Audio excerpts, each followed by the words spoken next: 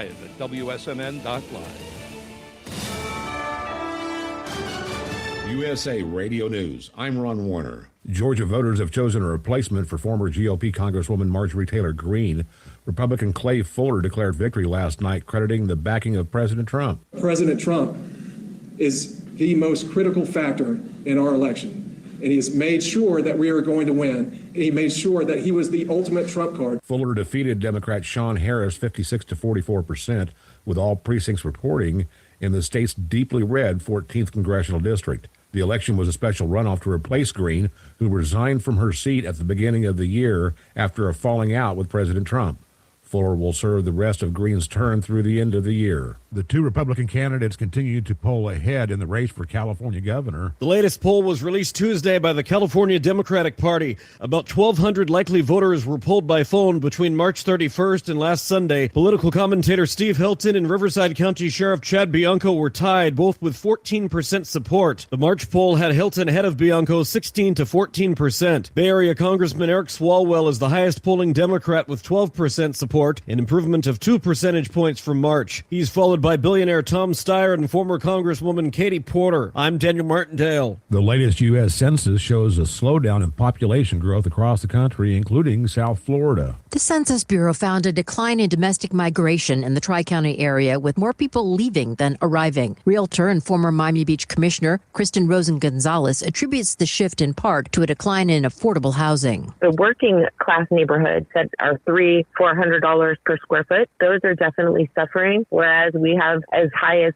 $8,000 per square foot on the market, and that market seems to be thriving. She says as more high-income residents move in, less wealthy residents move out and shop for more affordable housing up north. Karen Curtis, Miami. From America's News Network, USA Radio News. Maybe this is you too. There's enormous frustration right now with healthcare costs. It is amazing. Healthcare costs for families in the last 20 years have almost tripled, and it just keeps getting worse. All this to say, this is why MediShare is so in demand right now. People are looking for alternatives, and MediShare is proven. You can save thousands of dollars a year and actually like it more. Over 1 million Americans are now part of healthcare sharing, and MediShare is the gold standard. It's trusted, it works, it's been helping people save money and have peace of mind now for 30 plus years.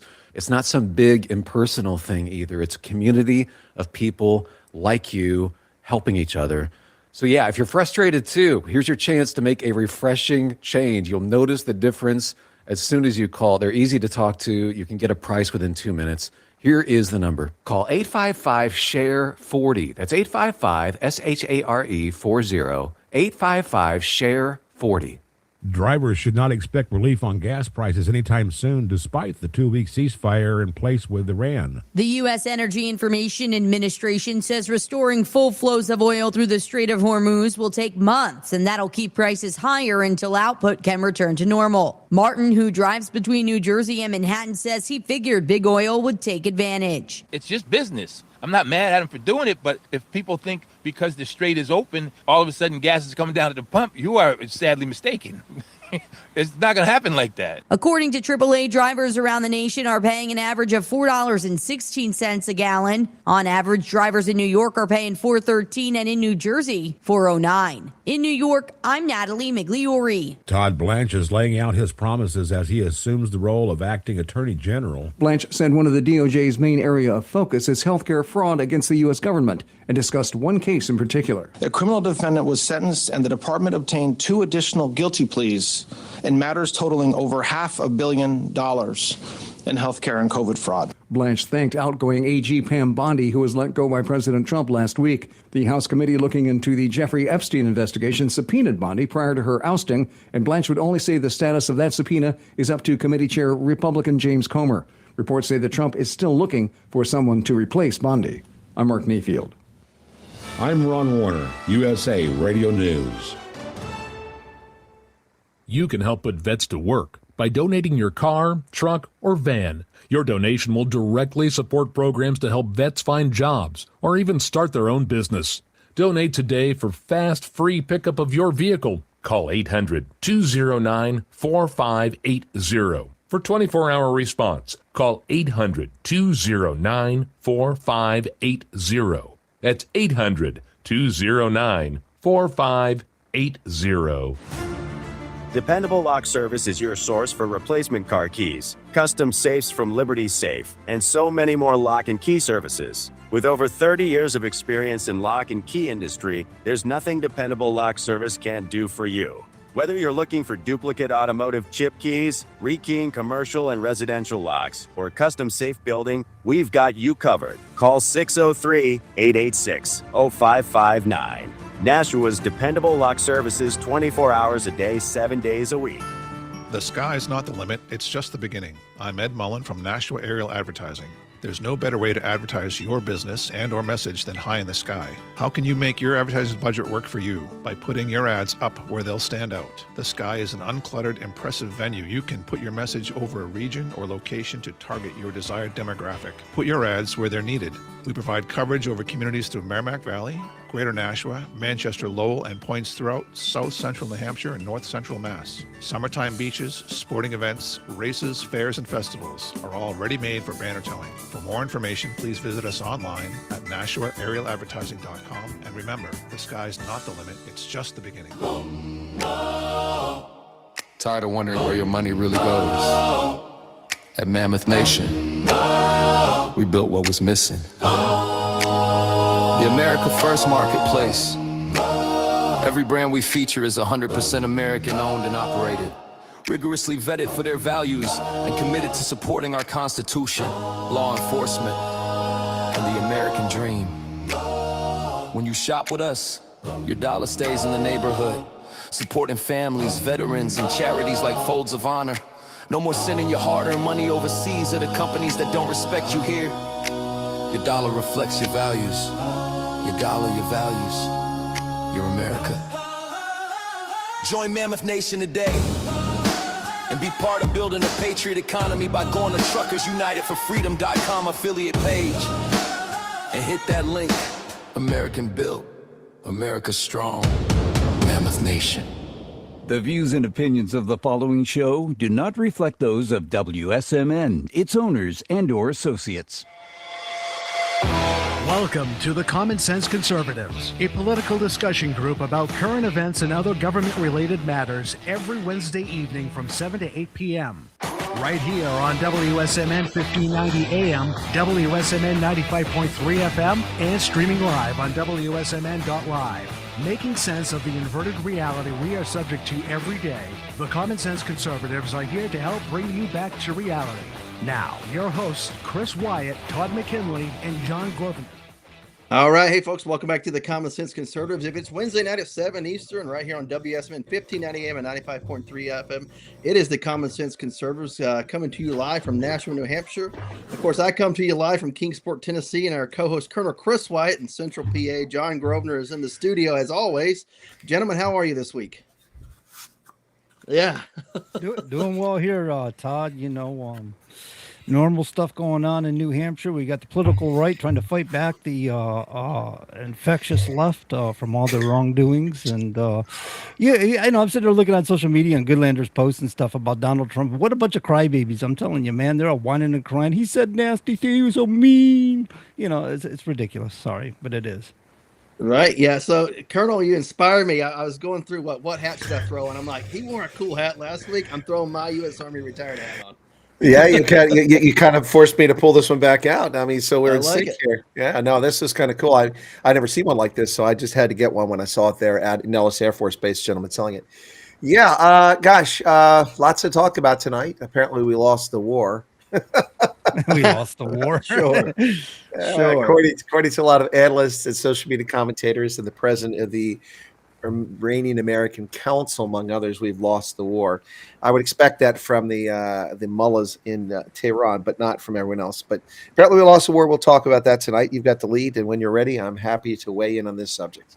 Right. Well, that's kind of where I'm going to start off with, if you don't mind, is Iran. And I would like for you to, if you don't mind, giving an assessment, your thoughts on the ceasefire and really kind of since last week, what's transpired, what's went on, and just throw it out there. What do people need to know? Well, I've got a few notes. If you indulge me for a couple of minutes, Absolutely, steal please. all the oxygen in the room. John will pass out because I have all the oxygen. But I'll make it. I'll manage. all right, you'll survive. So Trump said the accord was subject to the Islamic Republic agreeing to the complete, immediate, and safe opening of the Strait of Hormuz. Now, my question last night was: did Trump agree with Pakistan's, negotiation before he even heard from the leadership of Tehran? And it appears to have been the case because at about 18:24 last night, Trump said we're going to do the ceasefire for 2 weeks pending Iran, and then Iran 10 minutes before the deadline, which was 3 a.m. their time, but 8 p.m. here, they agreed to it. Now, Iran insisted that it would only open the strait up if it had in hand a complete peace deal. Well, they don't have a complete peace deal. So they even honor that. And I'll get to that in a second. Now, they previously insisted on reparations for war damages and the complete lifting of Western sanctions on the economy. Neither of those are going to happen. No. Now, my main question about all this was, is this even a legitimate government to reach an agreement? Because we've gone through 3 layers of their leadership. Is this even the government? Do these people even speak for the military? Do they have any control? Do they control the Iranian Revolutionary Guard Corps? A missile was fired at Jerusalem just minutes after the deal was reached, and several more missiles till 3:30 in the morning. Now, that could have been typically defiant Iranian behavior, getting in that last lick as they move into a ceasefire. It could have been a rogue missile unit defiantly committing a war crime, firing at civilian targets and civilian residences, or perhaps it was a unit that never got the word because the word went out pretty quickly. Now, my other question is, what about the 970 pounds of enriched uranium at 60%, 435 kilograms of near bomb-grade uranium that's buried at the Isfahan site? Where's that at? And what are we going to do with that? Now, Trump demanded that Iran limit the size and range of its now heavily depleted missile arsenal, and that's actually happened, not because they limited it, but because they've depleted.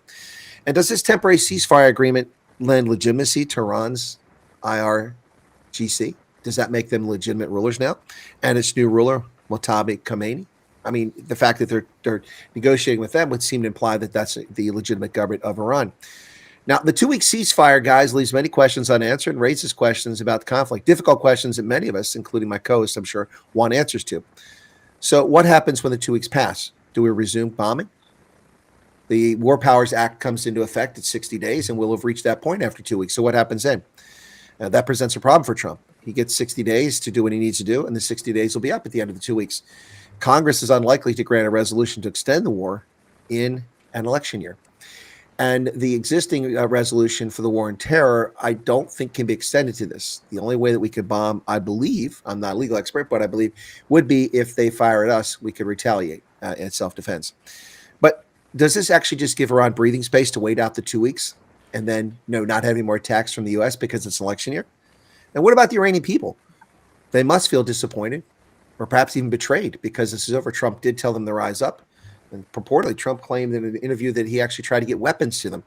If he did, I'm going to question his judgment and the people around him because apparently they gave the weapons to the Kurds. Like the Kurds are going to give them to the people in the street to protest. They're going to keep them for themselves.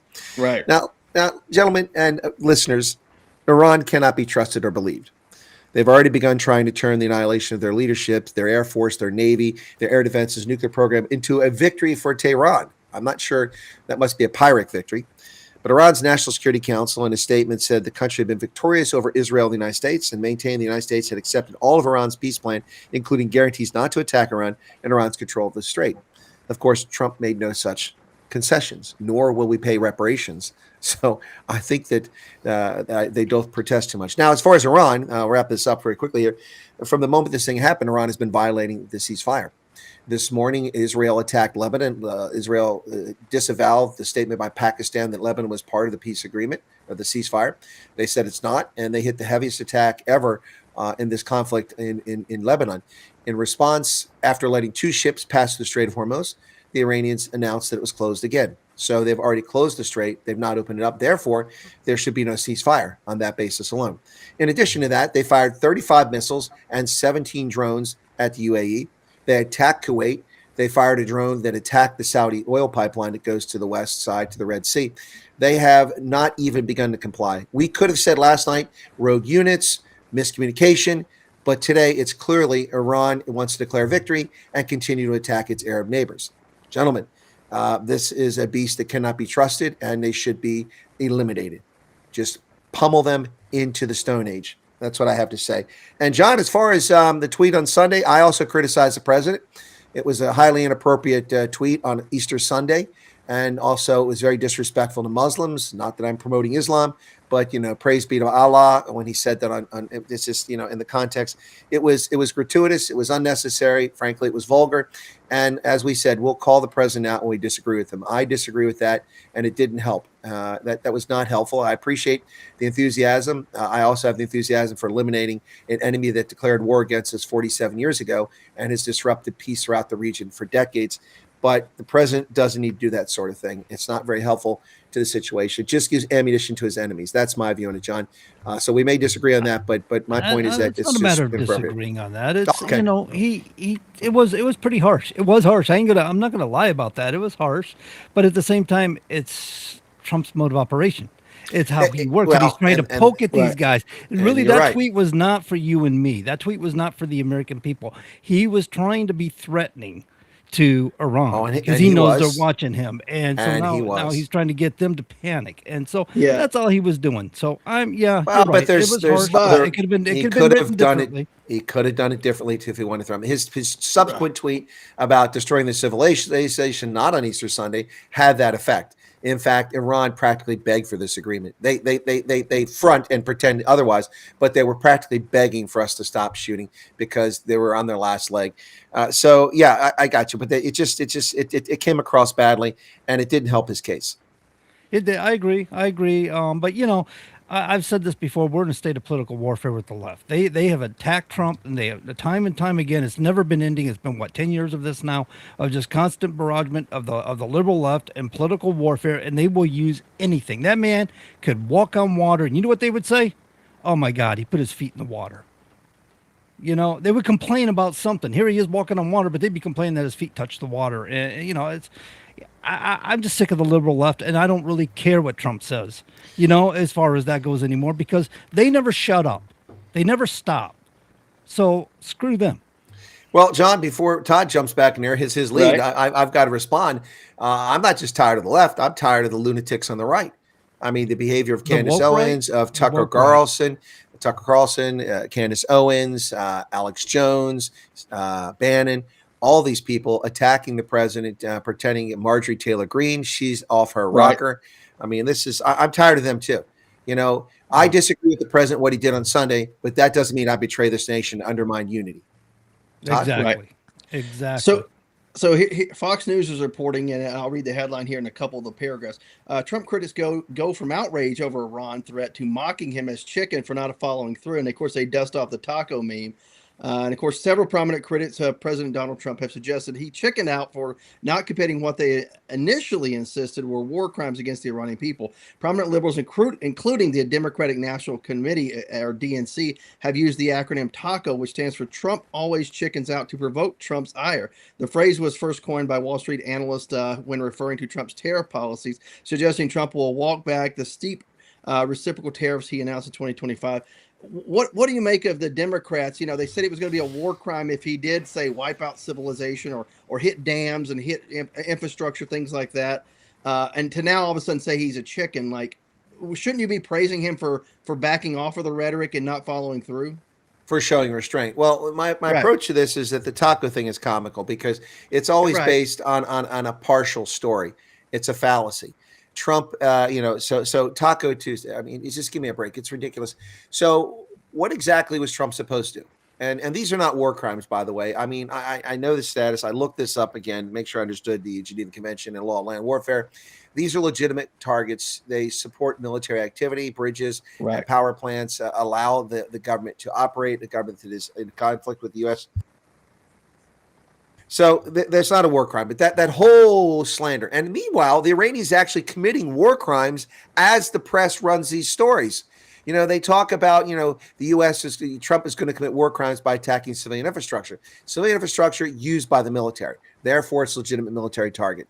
And beyond that, the Iranians fired the militia at a search and rescue mission. They downed aircraft. That is a violation of the law of warfare, the Geneva Conventions, and it is a war crime.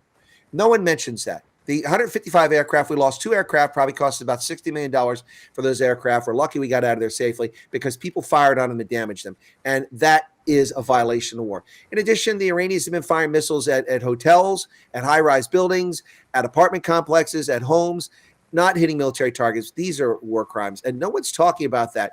But Trump did not back down. Trump has already repudiated the nonsense coming out of the Iranians. For instance, we're not paying reparations to the Iranians. And he floated this crazy idea, which I also disagree with. He said, well, maybe with the Iranians, we'll patrol a joint with the Iranians and put a toll in there. We're going to put a toll booth in the Strait of Hormuz. I mean, come on, that's just silly, Right. But that's back to John's point, which he didn't say, but he intimated that, and that Trump is the ultimate troll. He's trolling people. He's trolling the Iranians, and I get that. But anyway, no, Trump doesn't chicken out. That's nonsense. People, because Trump adjusts to the facts, doesn't mean he chickened out. If he bombed the snot out of Iran, they'd be screaming up and down bloody murder. The point is, they'll always find a reason to whine about Trump. They'll always find a reason to betray America. And you watch Alexandria Ocasio-Cortez and all these idiots talking about the 25th Amendment. You know what? Mm-hmm. It's time to start censoring members of the House of Representatives and to just vote them out of office, or for the House to remove themselves, because there's a mechanism for the House to remove them. It is time. Idiots like Alexandria Ocasio-Cortez must go. They have no common sense. She can't pay her bar bill. Maybe she should go back to being a bartender. I'm so tired of this. And yes, I know we all want to date her. We're all in love with her, but that was 20 pounds ago. 20 pounds ago. In a different dress. Right. Yeah. Sure. Yes. So what do you think the way forward here in Iran's going to be? Like you said, 2 weeks, 60 days is up. What's Trump's? What can Trump do at that point without having any time left? I guess is what I'm going to ask you. Well, I'm a little concerned that if we don't re-engage in the next few days because of their violation of the ceasefire, that we're not going to destroy all their capability, and then we're going to get to the 60 days, and Trump is going to have a conundrum. Does he attack them and then face potential, impeachment effort? There'll definitely be an impeachment effort. They'll say he violated the War Powers Act. Does he go to Congress and ask for an authorization, or does he, as Solicitor General, say that, well, you know what? We have the post 9/11 authorization for force that applies here. This is a terror threat, and that would be probably the mechanism he would use to continue the conflict. But I have grave concerns here. Look, when this thing started, I said it would go 6 weeks and the military would achieve those objectives. Whoa, we're like 2 days short of 6 weeks. Look at that. And we've achieved our military objectives. 13,000 bombing attacks or runs into Iran, and only 2 aircraft lost by hostile fire. There's been more lost. Right. Yeah, but by hostile fire. We have friendly fire, and we also had the KC-135 that went down. Right. So, but as we know, friendly fire is not friendly, though, right? No. The president has a total of 90 days under the War Powers Act, 60 days to execute, 90 days for withdrawal of troops. So can he use some of those 30 days, those additional 30 days to withdraw troops? Can he use those for part of the execution process? Or does he have to actually hard stop right at 60 days? Well, under the law, the way it's written, he has to hard stop without an approval, authorization, or declaration of war from Congress. This is intrusion on the executive branch. It's unconstitutional in my mind. I've said it my entire adult life. It's unconstitutional, but it's never been challenged, to my knowledge, in the Supreme Court. And maybe this will be when Trump challenges it, and maybe this, just like birthright citizenship, will go to the court. But that's not going well. The attorney and Solicitor General was not impressive in that hearing at the Supreme Court. I was very disappointed. And like you talked about, he could use, say the 9/11, GWAT, whatever resolution that they have out there, that would have to go to the Supreme Court as well for them to basically argue that case. And meanwhile, Trump could continue unless they put an injunction in place, right? Well, they'd have to go to a court to get the president stopped, but that would be the death knell, even for Democrats, to go to a court and stop America from defending itself. That's not a good look for them. So no. I think if that's the case, if Trump relies on the GWAT authorization for the use of force, then the Democrats will howl. They'll start an impeachment process. They'll hope to win in November. And if this goes on for a while, they may very well win in November, take control of the House and Senate, but they won't have the 2/3 to impeach the president. So he's not going to be guilty in a trial. So this will just distract from what's going on. But Trump will continue to prosecute the conflict until he decides to end it. And then he'll leave office and they'll demonically go after him into his late 80s, and try to, run him down in his retirement facility in Mar-a-Lago when he's 80. Right. But the bottom line here is, where else are you going to retire? Is Sunnybrook, But the thing is that there's not a lot of great options here. This is a difficult one. So I don't think the Israelis are very happy either. They've said they agree with it, but I think they did that grudgingly. The Israelis know that these people do not have a normal perspective on the world. They see the world through a perverted lens of their view of what Islam is, and they think they can bring Armageddon about, which is what they want. No. But the alternative to this was to allow the Iranians to enrich those 435 kilograms, 970 pounds of uranium to weapons grade, put it on a missile, and fire 3 missiles at Israel, kill 3 million people, irradiate the Middle East, and thereby launching an all-out conflict, because Bahrain, UAE, Saudi Arabia, Iraq, all their neighbors would have fired missiles and launched and obliterated Iran in a matter of hours if that happened. So because they would have feared they're next. So you cannot tolerate these people having weapons of any sort, let alone nuclear weapons. And, you know, we see this nonsense with MTG saying, well, there were no bombs in America. You know, I mean, how did dunderheads like this become members of Congress? Seriously. I mean, you know, she's not even accomplished. She inherited daddy's business. That's why she's a multimillionaire. She goes to Congress. She's foul-mouthed. She's crashed. She's rude. She's disrespectful. And the moment she doesn't get her way about the Epstein files, I'm out of here. Trump's evil. And then this bombs, no bombs. I'm sorry. Did you miss the 241 dead Americans Marine Corps barracks in 1983 because they bombed it? Did you miss the chaos caused by their support for the Houthis in Yemen, for Hezbollah, and for Hamas? Seriously? The thousands of Americans who are dead, missing genitals, have traumatic brain injury or body parts because these ghouls supplied this stuff? No, these people have been at war for us for 47 years. And dunderheads like MTG have no business in public discourse. Someone please take her and find her someplace in Northwest Georgia to keep her cake hole shut, because she is an idiot of the highest order. That's right, I said it here. You want to debate me, MTG? I'll tear you apart. You have no idea what you're talking about. You have the audacity to say, I was there. Well, this is what America voted for. This is exactly what America voted for. We voted for responsible government that was responsive to Americans and protected our interests and did the business that this country needed. That's exactly what we voted for. And this is exactly where we're getting. So MTG, because you didn't get your Epstein, you've got this pedo obsession with Epstein. Why don't you go check it out? You were a member of the House of Representatives. You had the right to request or subpoena that data. Why didn't you make it public instead of blaming Trump for it? You sat in the House of Representatives while Trump was out of office. And what did you do, MTG? What did you do? Jack squat. So to get up there and act so arrogant and so high and mighty, this is all about attention. This is all about something else. She wants to run for something else. And this woman couldn't even be bothered to finish her term in office. I have no respect for someone who throws their toys out of the pram, who throws their little Legos out of the playpen because they didn't get their way, and they betray their constituents who voted for them and didn't finish their 2 years in office because her feelings were hurt. Well, you know what, lady? Too bad.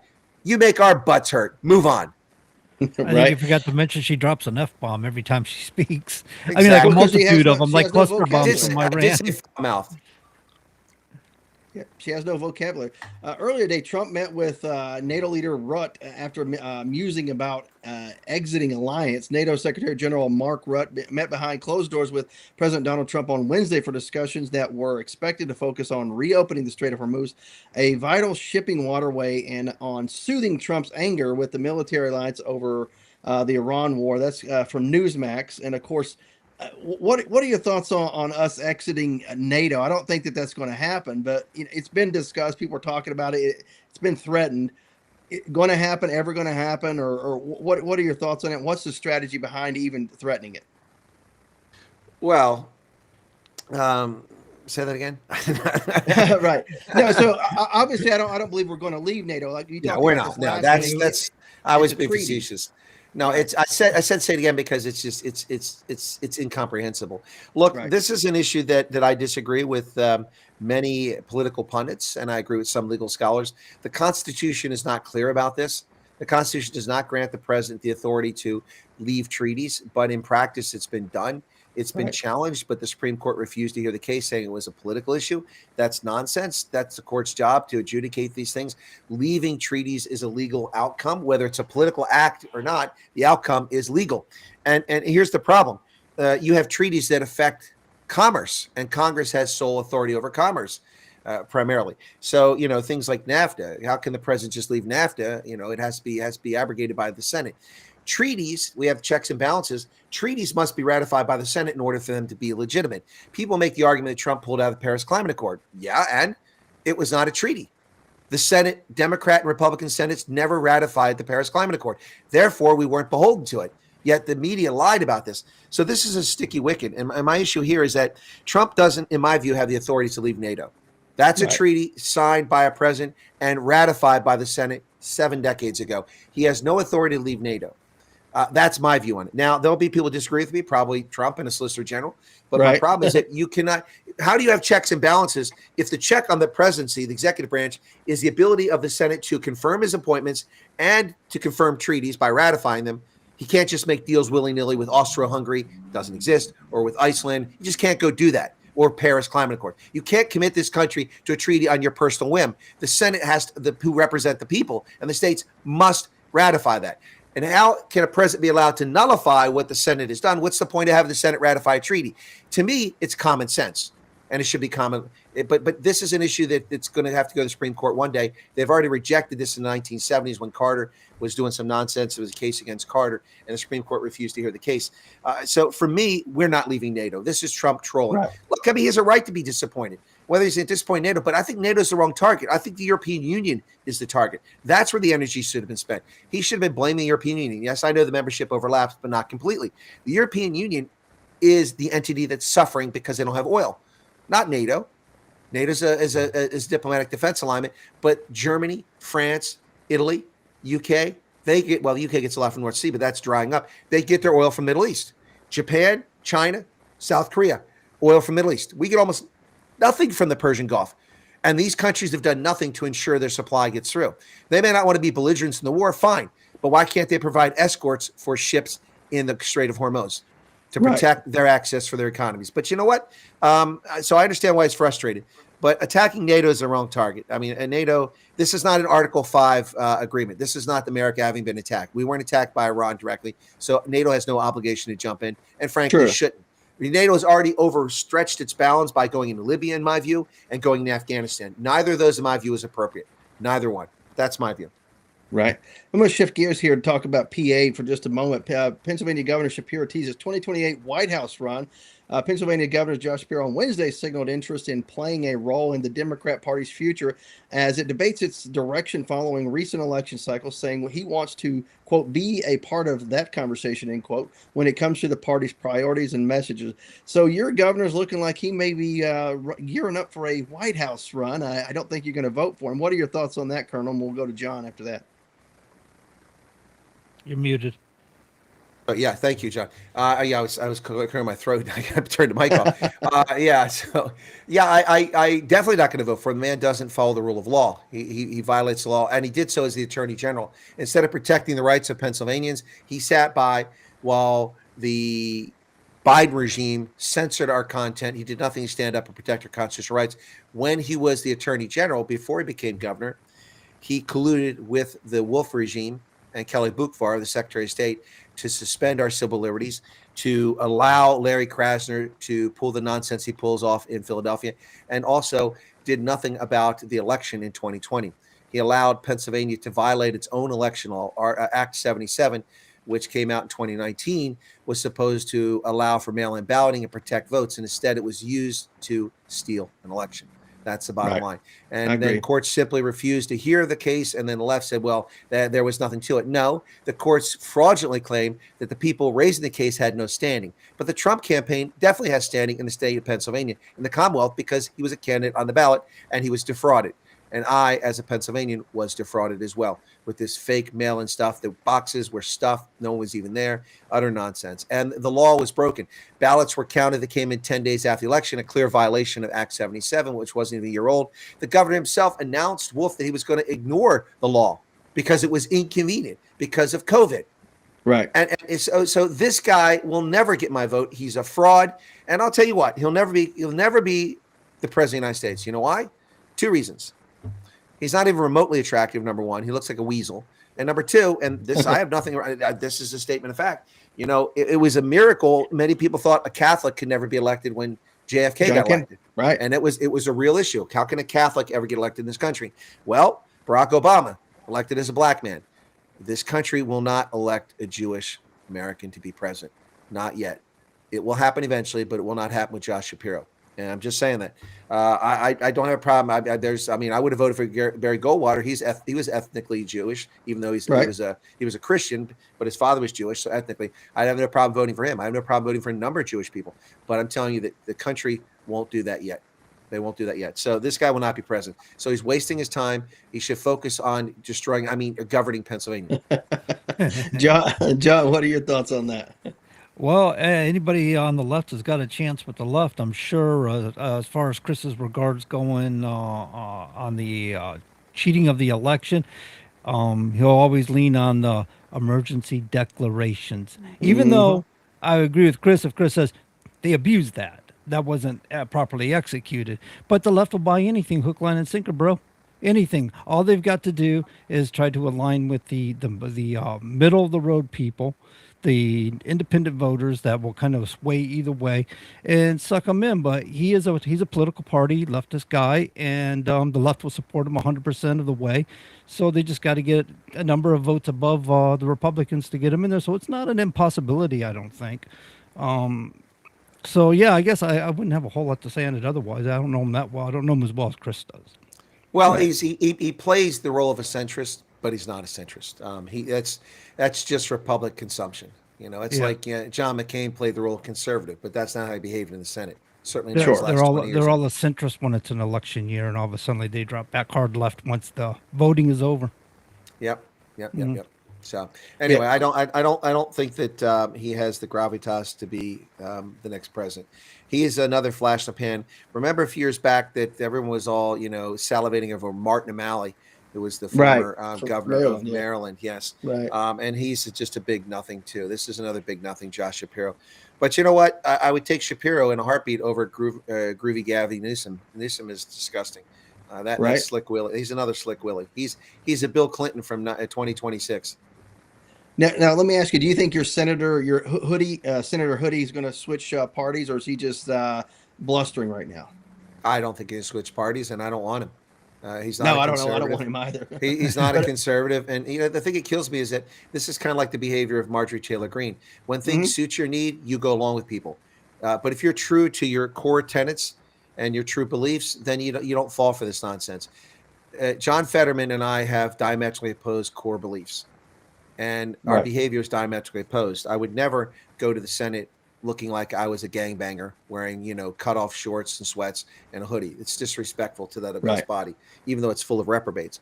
We have diametrically opposed views, and just because on occasion he speaks common sense and we agree on some positions, does not mean that I'll ever vote for him. Now, if I had a choice between him and some other nut job, then I'll take that, the lesser of the nut jobs. But no, he will not get my vote, and he's not going to become a Republican, and I don't want him in the Republican Party. The Republican Party. He's not planning on joining the Republican Party. Last I heard, he was thinking about leaving the left to become an independent, like Bernie Sanders did. Well, Bernie Sanders is not an independent. Bernie Sanders is a lunatic. Yeah. Yes, he is. Yes, he is. Yeah, so and those stories were from Newsmax, by the way. So is this one. We talked about attorneys a second ago. Disgraced attorney Avenatti moved to halfway house. Disgraced attorney Michael Avenatti has been transferred from federal prison to a halfway house in Hollywood as he continues serving his sentence for criminal convictions. Of course, he's expected to stay there till September 2028. As everybody remembers, the left salivated over him whenever he took the case of the porn star, the name's escaping me. And of course, he bilked her for a lot of money and a lot of his clients. And of course, as he went after Trump, the left was even talking about him running for president. And they put him, he was on primetime for a number of weeks until he ended up getting arrested. Anyway, that's just some good news out there for the people who love Avenatti. A disgrace for sure. Okay. Sorry. I thought you were about to comment. I paused because you. No. That one's out of my wheelhouse there. That one.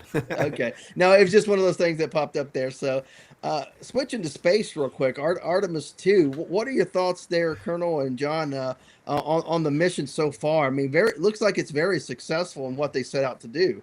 And I know, Colonel, you cover space on a regular basis. It's an interest of you. Let's start with you, if you don't mind. Absolutely. The Artemis mission. Now, a few years ago when we went to CPAC, when I was down there in 2022, I went over to Cape Canaveral and I bought myself an Artemis hat and a T-shirt. not Artemis 2, because they hadn't had any of the missions yet, in anticipation of this day. And the Artemis 2 mission is so far a big success, assuming they continue back safely and hit the ground. It'll be the first time we've gone to the moon in 5 decades, 54 years, I think it is. Long overdue. We should have been having regular trips to the moon instead of the shuttle program, but we didn't. And my thoughts on this are much tamer than they were originally. I took great offense to this program initially because NASA during the Biden administration constantly talked about the purpose of the Artemis mission is to take women and minorities to the surface of the moon. No. And so my question is, why are we heralding VJs in space? What is that all about? Why aren't we just sending astronauts, whether they're men, women, black, white, brown? It really doesn't matter. What is this constant nonsense? That was listed as a primary goal. That's your goal. Right. Well, why don't we just send chimpanzees into space? I mean, hey, we're going to send a macaw into space. I don't understand why NASA was doing that, other than the fact that they were being politically correct. And so I was very critical of this mission initially because it should be about exploration and advancement of the human species and improving life on this planet, not promoting gender equity and DEI, which is what they were doing. Well, since Trump came back in office, NASA is way backed off of that, and the mission became more about the science. So I'm all on board. If it's about the science, and yes, there's a Canadian on board, so let's enjoy the maple syrup while we can. And there's a lady on board, so a lady astronaut. So great, that's fantastic. I really don't care. And I think is one of the astronauts black too. I think I didn't even notice. I'm trying. Yeah, there you go. And he actually was asked a question. This was a few weeks ago during a press conference, and it was a DEI question. What does it feel like, you're having a woman, the first woman to go around the moon, first black man to go around the moon? And he basically said, the first is good, in one respect. And he kind of explained it. I'm not going to try to paraphrase anything he said, but he said, that's not the goal of this. It's not being the first of this or that. It's basically what you just said. It's about exploration and furthering our species, if you will, together, all of us. And and if this mission, the best people for the mission was a white guy, a black guy, a woman, and a Canadian, fine. And if the next one is an Israeli and 2 women, and and a Canadian or a South African, fine. But the best astronauts, and don't go on about this stuff. Just get the job done. It's so I'm actually kind of excited about the mission, and I'm keeping an eye on it. It's a 10-day mission in all, so they're on their way back now. They've gone around the moon. And I pulled up the dashboard. You can see their dashboard. But I do have criticism of NASA. NASA's in-flight data sucks. It's not like SpaceX. SpaceX, man, you have incredible data. You get all the information. It's put there right in front of you. The cameras they have on this that they put up with aircraft in the air. But NASA was it's like we're back to 1976. You might as well be at Cape Canaveral with binoculars watching it go up. Because I look on the dashboard and I can't find any information. But anyway, so they need to improve that and have more of a commercial angle to it so that it's more appealing for the viewer. And we draw more young kids into the STEM field, science, technology, engineering, mathematics. Yeah, but all in all, very impressed with it, and I'm glad to see that we're finally doing it. Well, I mean, look at all this stuff. Trump is very fortuitous. It's almost good that he didn't win the election in 2020 because now he's got the Artemis mission. We're going to go on the moon next year. That's going to be the first time in 6 decades that we did it. That's under Trump.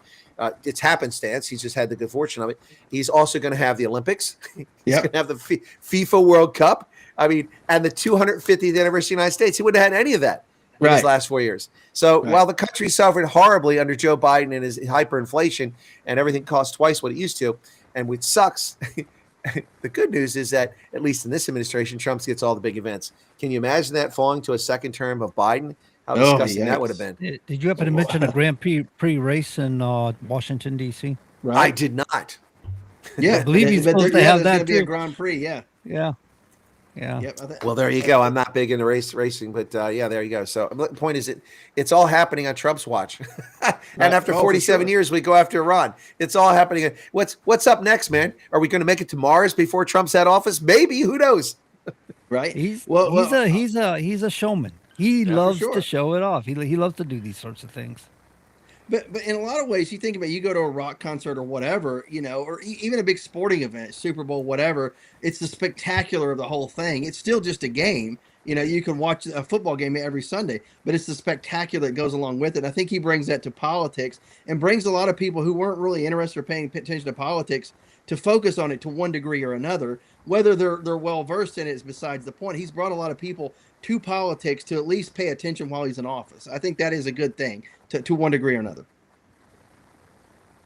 Yeah, But no, 100%. Artemis 2 has left the moon's light gravitational pull, and they're now in the Earth's gravitational pull, being brought into Earth's orbit. And of course, they land at 8:07 p.m. Eastern, just off of San Diego. I don't know exactly where, but it is going to be interesting to kind of watch that splashdown, if we can even see it live from maybe a vantage point of an aircraft carrier or something like that. Do we have any carriers available, or are they all in the Persian Gulf? I don't know. I don't know. I'm just kidding. No, they're Right. definitely not in the Persian Gulf. We got them available. Yeah, I'm Usually, interested. I don't know how it works with this, but I know I've seen the space shuttle. We were talking before about living in Florida and watching the space shuttle come in and stuff. And I've been down there in the south end of the beach in New Smyrna Beach, down Bethune Beach, and you get to the bottom there. There's a park, and I've been down there and watched the escorts, from Patrick Air Force Base. And so I'm thinking they probably do have escorts and stuff when they come in. There'll be military planes, just like they did with the shuttle. Just to make sure nothing, foolish is going on while they're coming in, re-entering and stuff like that. Yeah. Well, yeah, NASA also has aircraft as well that they use to flank the shuttle in whenever they would land different places as well. And also basically ensure that they're on certain telemetry, things of that nature.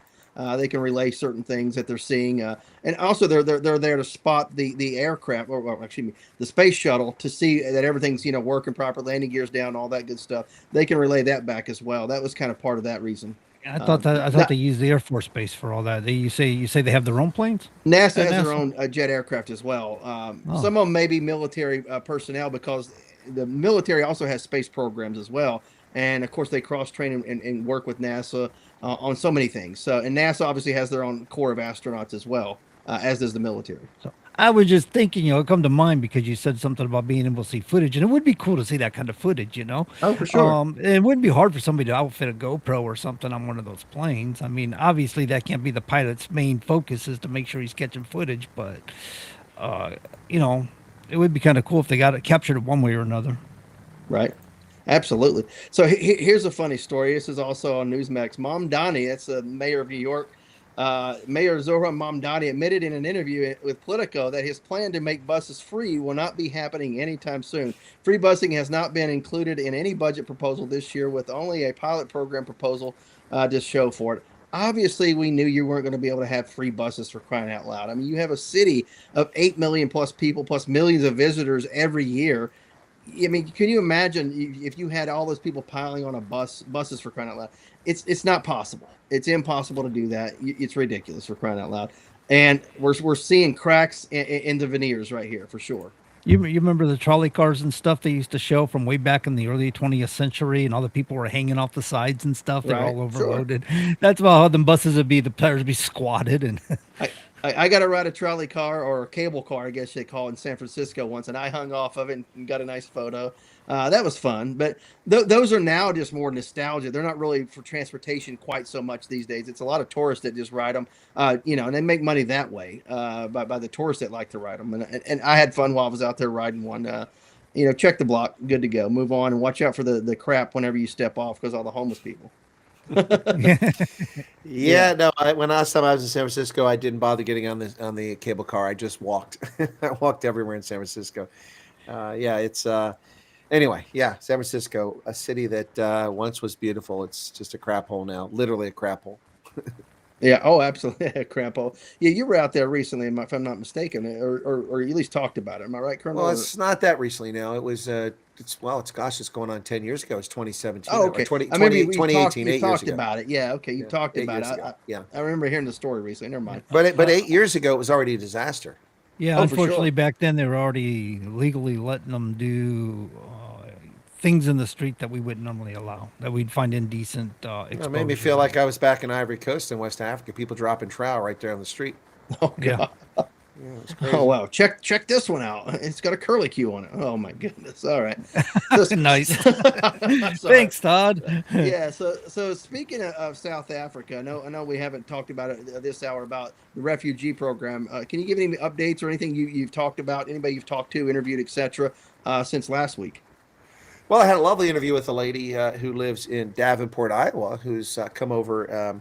I won't give her age away, but she's a little bit older than me, and she lives there. What a great attitude she has. She's all by herself, and she's making it. And she We had the interview on Tuesday, so yesterday morning, and she hadn't gotten a job yet. She's been here since the 19th of February.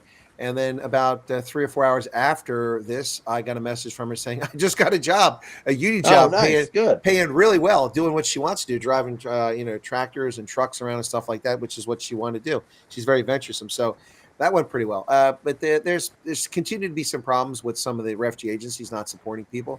But the good news is that I have to say that virtually everyone that I've interviewed by this stage has already found work or is in the process of getting hired for the most part, which is pretty, because I've now interviewed well over 40 individuals and families, approaching 50, and I've got more coming. So yeah, the refugee program continues. We're now at 4,800 plus, almost 5,000 refugees from South Africa come over since May of last year. Most of them in this fiscal year, 4,496. So it's still happening. Also, U.S. South African News Ambassador Brent Bozell finally presented his credentials today to South Africa's President Cyril Ramaphosa. Ramaphosa accepted credentials from 20 countries and diplomats. He made Bozell wait 2.5 months, but that's not unusual. It's not unusual. It takes 3 months, 4 months sometimes before an ambassador gets before the head of a country to present their credentials.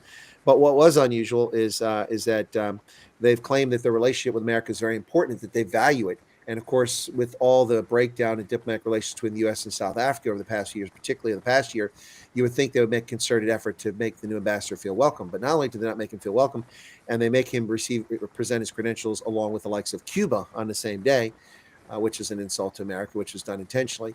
They also demarched this guy last month because he spoke at a press event and it was a question and answer session. He said that he didn't care what the South African court said about some supposed hate speech. He said, it is hate speech and I disagree. And for that, they demarched him. So they're trying to make us feel unwelcome, and it's to their detriment. But he did get his credentials presented today. So Ambassador Brent Bozell from Media Matters, or Media Research Council. Media Research Council. You're right. Media Research Council. Brent Bozell is now, and the son of Brent Bozell, Leo Brent Bozell, his father, who was the ghostwriter for the book that Barry Goldwater is credited with. His name is on it, but it was actually William Buckley and Leo Brent Bozell, his father, who actually wrote The Conscience of a Conservative. William Buckley's his uncle, because his mother's from the Buckley family, right? Yeah, William Buckley's sister. Yep. So So he is now the fully accredited ambassador in South Africa. So we'll see how relations go. But this doesn't, to me, represent a thaw in relations. Just represents a pro forma. They're doing what's expected of them, and we'll see what happens going forward. Good stuff. Good stuff, John. So I know you talked about New Hampshire there. So what are some interesting things that are going on in New Hampshire politics right now that maybe we haven't discussed thus far that we can hit on in the last couple minutes? Yeah, I'm not really too current on that, of course. Still fighting that Gordon Darby thing. That's going quite well. The state stood its ground on that. I've been pretty happy about that. Okay. But yeah, I can't say too much about New Hampshire politics at the moment. I gotta break open that New Hampshire Journal and look some stuff up sometime. No, I know. I'm just putting you on the spot. I know you're trying to do it to me. Just for fun there. So last week we heard that President Trump was kicking the Pam Bondi out of office, basically, or moving her on. New Attorney General in place, acting Attorney General. We're hearing some rumblings and rumors, and I've read this, and of course I'm listening to some podcasts that several people are kind of on the bubble right now. Maybe moved out, whatever the case may be. Do you think there's turmoil or some issues going on within the Trump administration, or is this just like a normal shakeup that he likes to do from time to time? What are your thoughts on that one? Well, my thoughts on it is that, quite frankly, it was overdue. Some of the stuff, it was time for Pam Bondi to go. She has been doing the job. She's been a huge disappointment. Not as big a disappointment as Jeff Sessions, but a disappointment nonetheless. And I wouldn't be surprised to see more people leave. I've been shocked at how the media reporting conflicting comments coming out of even Susie Wiles, claiming that she and Vance and Hegseth were all against the war. I find that hard to believe. And especially find it hard to believe they allow themselves to be quoted for such things. If it's true, it's very disloyal. If asked a question, they should have simply deferred or kept their mouth shut if they disagree with the president. I would expect to see more sackings. I think the transportation is okay. I think he's safe. I think a few other folks like EPA is safe. But I think that there's a need for a shakeup here. There's some underperformers in this cabinet, and they need to go. Bondi was one of them. And frankly, I think the FBI from a public standpoint is not doing very well. Kash Patel. I don't know how it is on the inside if he's being effective and what Trump thinks of him. But the public perception, what I see from the outside, it's not going very well. And perhaps it's time for him to go as well. And what about Hegseth at DOD with all the different firings, the Army Chief of Staff? And of course, I read something the other day that he said he wanted to basically kick or fire the Secretary of the Army out. And of course, he refused, apparently. What are your thoughts about the shakeups at DOD or Department of War, whatever we want to call it? Well, I think that what's happening is that Trump is using Hegseth as his hammer. He's got the hammer of Thor out there. He is using Hegseth to get rid of all the generals and admirals and officials that are roadblocks to what Trump wants to accomplish, and rather than Trump doing it directly. And I think that Hegseth will say as long as he's useful in that role, and as long as he doesn't step on his crank. But Pete Hegseth has a way of stepping on his crank, so he has to be very careful when he takes steps. I've actually met him. He was not very friendly, a bit arrogant. And maybe it was just a bad day for him, but that he comes across to me as that's the kind of person he actually is. But I think he'll be here for a while, but he is a potential candidate to get the boot at some point, because at some point he will become inconvenient based on his mouth and his behavior. I mean, this whole thing about taking rank and signal off of chaplains, why?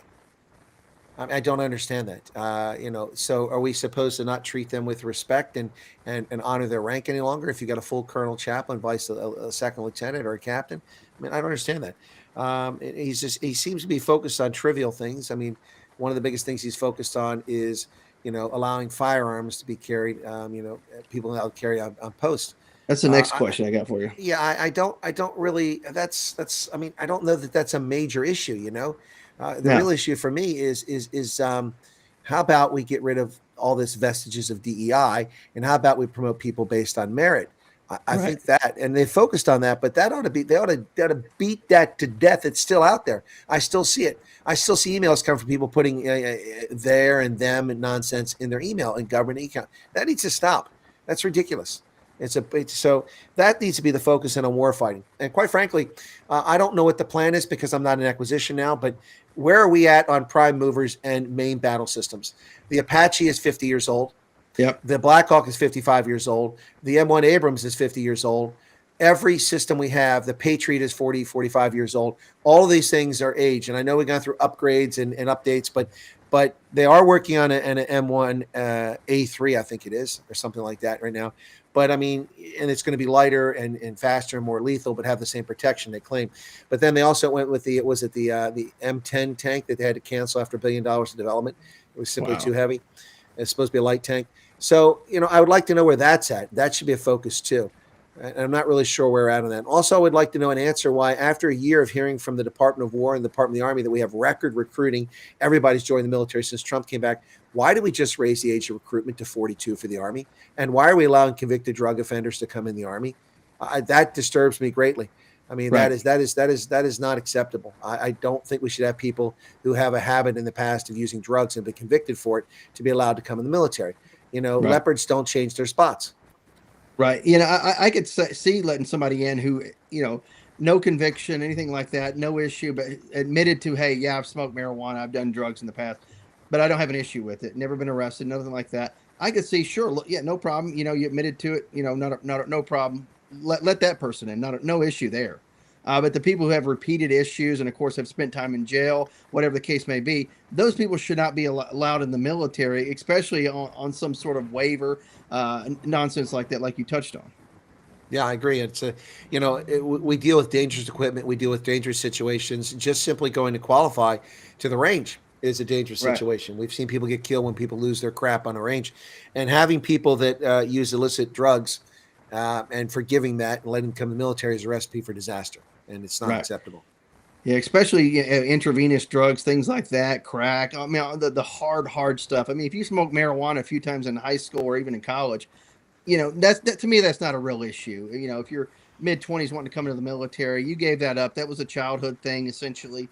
We can look the other way on that and move on. We're all adults. Yeah, I agree with you. I mean, we wasted so much energy trying to hunt down homosexuals in the military when everyone knew Right. they were gays in the military. Such a wasted effort. Let them serve and leave them alone. And then we flip the switch and go bend over backwards for this transgenderism. You know, it's one thing allowing gays to serve in the military, which they should be allowed to do. Shouldn't even be a question. But the military has gotten so out of track. Yeah. Okay, take it away, Todd. All right, for next folks, hour. we'll be back after the top of the hour after this break. Stick around, and we'll see you on the other side of the break.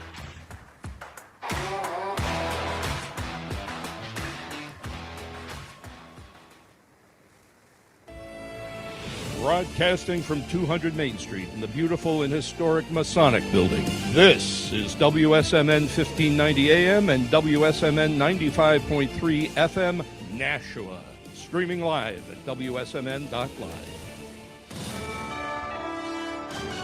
USA Radio News, I'm Anthony Lucero. Vice President J.D. Vance says Israel may scale down attacks in Lebanon, suggesting the situation could stem from a misunderstanding by Iran, since Lebanon is not part of the current peace plan. The Israelis, as I understand it, have actually offered to check themselves a little bit in Lebanon because they want to make sure that our negotiation is successful. Vance made the comments in Hungary and says he expects more clarity soon as he prepares to travel to Pakistan for talks with Iran.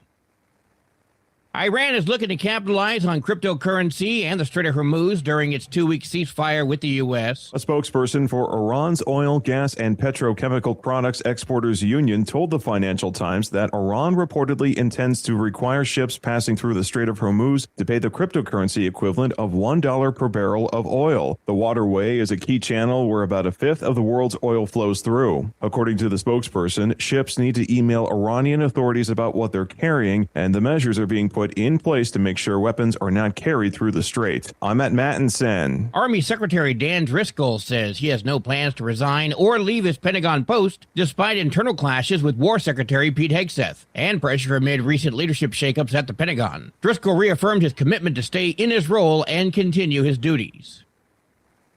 Congressman Eric Swalwell is denying claims of inappropriate relationships with young staffers. On Tuesday, the leading Democratic candidate for California governor spoke with reporters after an evening town hall at the Scottish Rite Masonic Center in Sacramento. He shot down the claims, which originated online. Swalwell says no staffers have been asked to sign non-disclosure agreements in the 13 years he has served in Congress. He also says no ethics complaints have been filed against him and denied ever having a sexual relationship with a staff member or an intern. A spokesperson for Swalwell calls it a false, outrageous rumor. I'm Daniel Martindale. From America's News Network, USA Radio News. Maybe this is you too. There's enormous frustration right now with healthcare costs. It is amazing. Healthcare costs for families in the last 20 years have almost tripled, and it just keeps getting worse. All this to say, this is why MediShare is so in demand right now. People are looking for alternatives.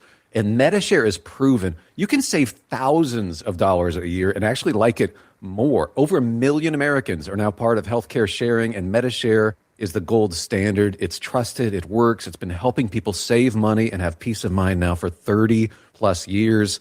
It's not some big impersonal thing either. It's a community of people like you helping each other. So yeah, if you're frustrated too, here's your chance to make a refreshing change. You'll notice the difference as soon as you call. They're easy to talk to. You can get a price within 2 minutes. Here is the number. Call 855-SHARE-40. That's 855-SHARE 40. 855-SHARE-40. Tired of wondering where your money really goes? At Mammoth Nation, we built what was missing. The America First Marketplace. Every brand we feature is 100% American owned and operated, rigorously vetted for their values and committed to supporting our Constitution, law enforcement, and the American dream. When you shop with us, your dollar stays in the neighborhood, supporting families, veterans, and charities like Folds of Honor. No more sending your hard-earned money overseas to the companies that don't respect you here. Your dollar reflects your values. Your dollar, your values. Your America. Join Mammoth Nation today and be part of building a patriot economy by going to truckersunitedforfreedom.com affiliate page and hit that link. American built, America strong, Mammoth Nation. That's CBSNH.com. I look forward to hearing from you. And remember, health is wealth. Continuing the legacy started in 1904, Roger Pellerin of Gate City Monument Incorporated continues to provide the same high-quality monument, custom headstone, and stoneworking craftsmanship today that they built their reputation on over 100 years ago, servicing Nashua, New Hampshire, as well as nearby areas in Massachusetts, such as Lowell, Billerica, Chelmsford, and beyond. From creating custom monuments to memorialize, to landscaping and granite work or restorative services, each job is done to your satisfaction and is backed by decades of experience and integrity. If you're thinking about stonework, think Roger Pellerin of Gate City Monument. Visit online at gatecitymonument.com. Stop by and meet Roger at 321 West Hollis Street in Nashua, or call 603-883-7141. That's 603-883-7141. Gate City Monument, memorials of distinction for people who care.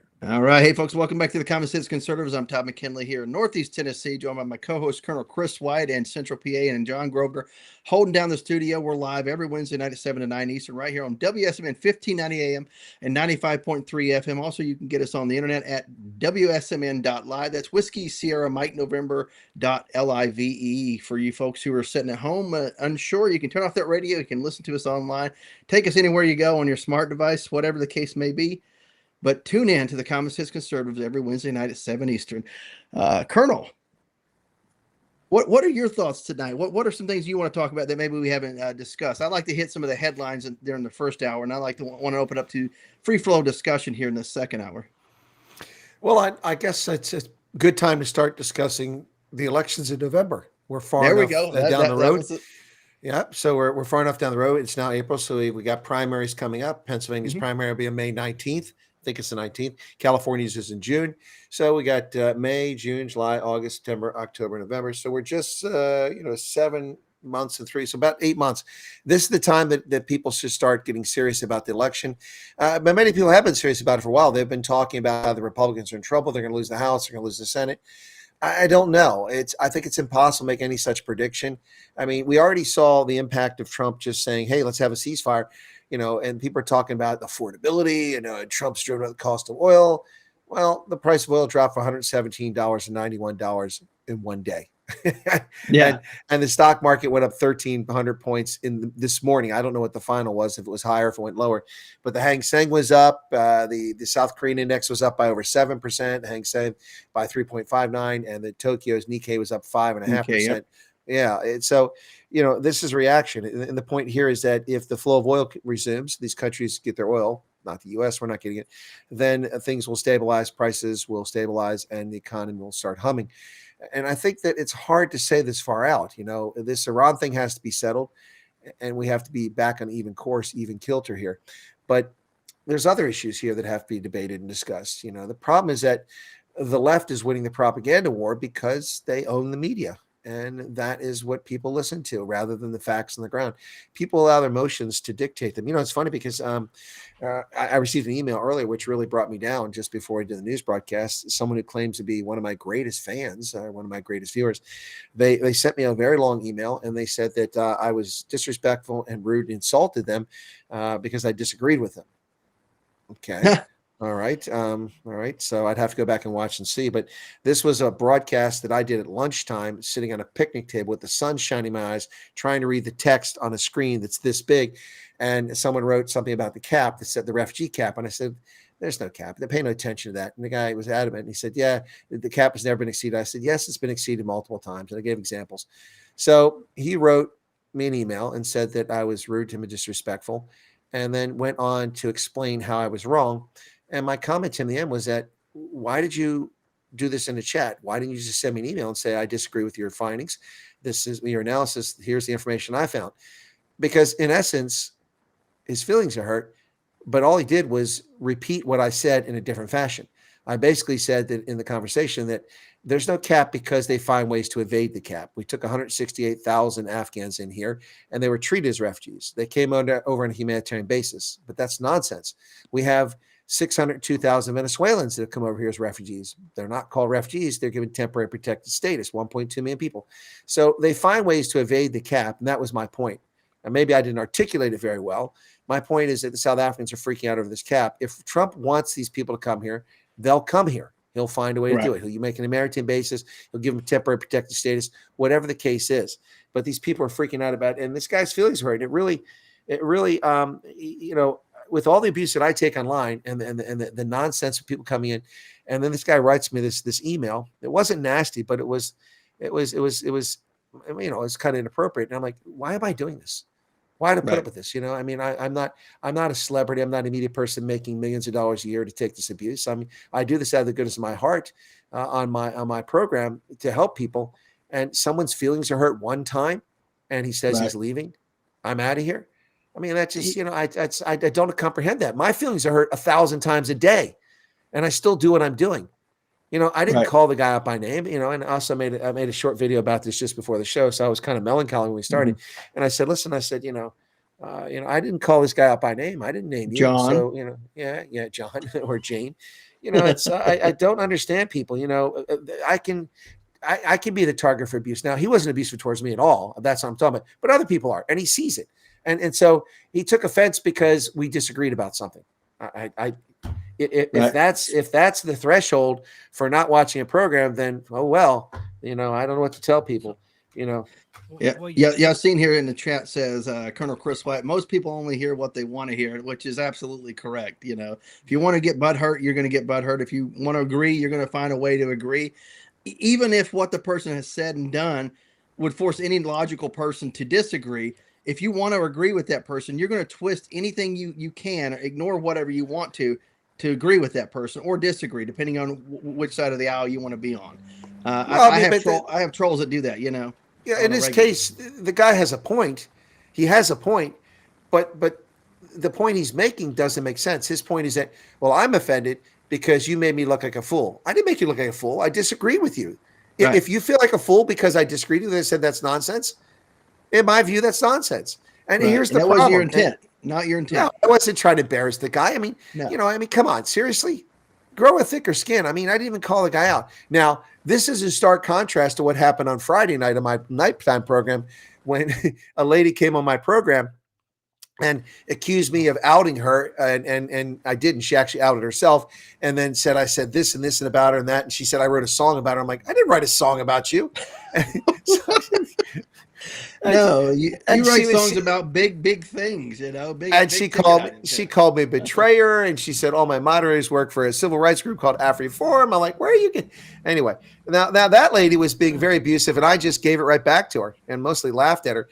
That's different. She should feel aggrieved. She should feel like I made her look like a fool, but I didn't have to make her look like a fool. She made herself look like a fool.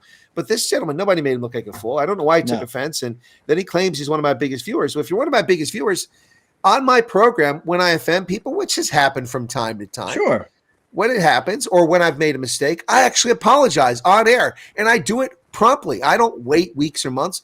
So if you're offended, why don't you come back to the program and say, hey, I didn't like the way you responded. I mean, that wasn't right. And I say, okay, my apologies, if it's legit.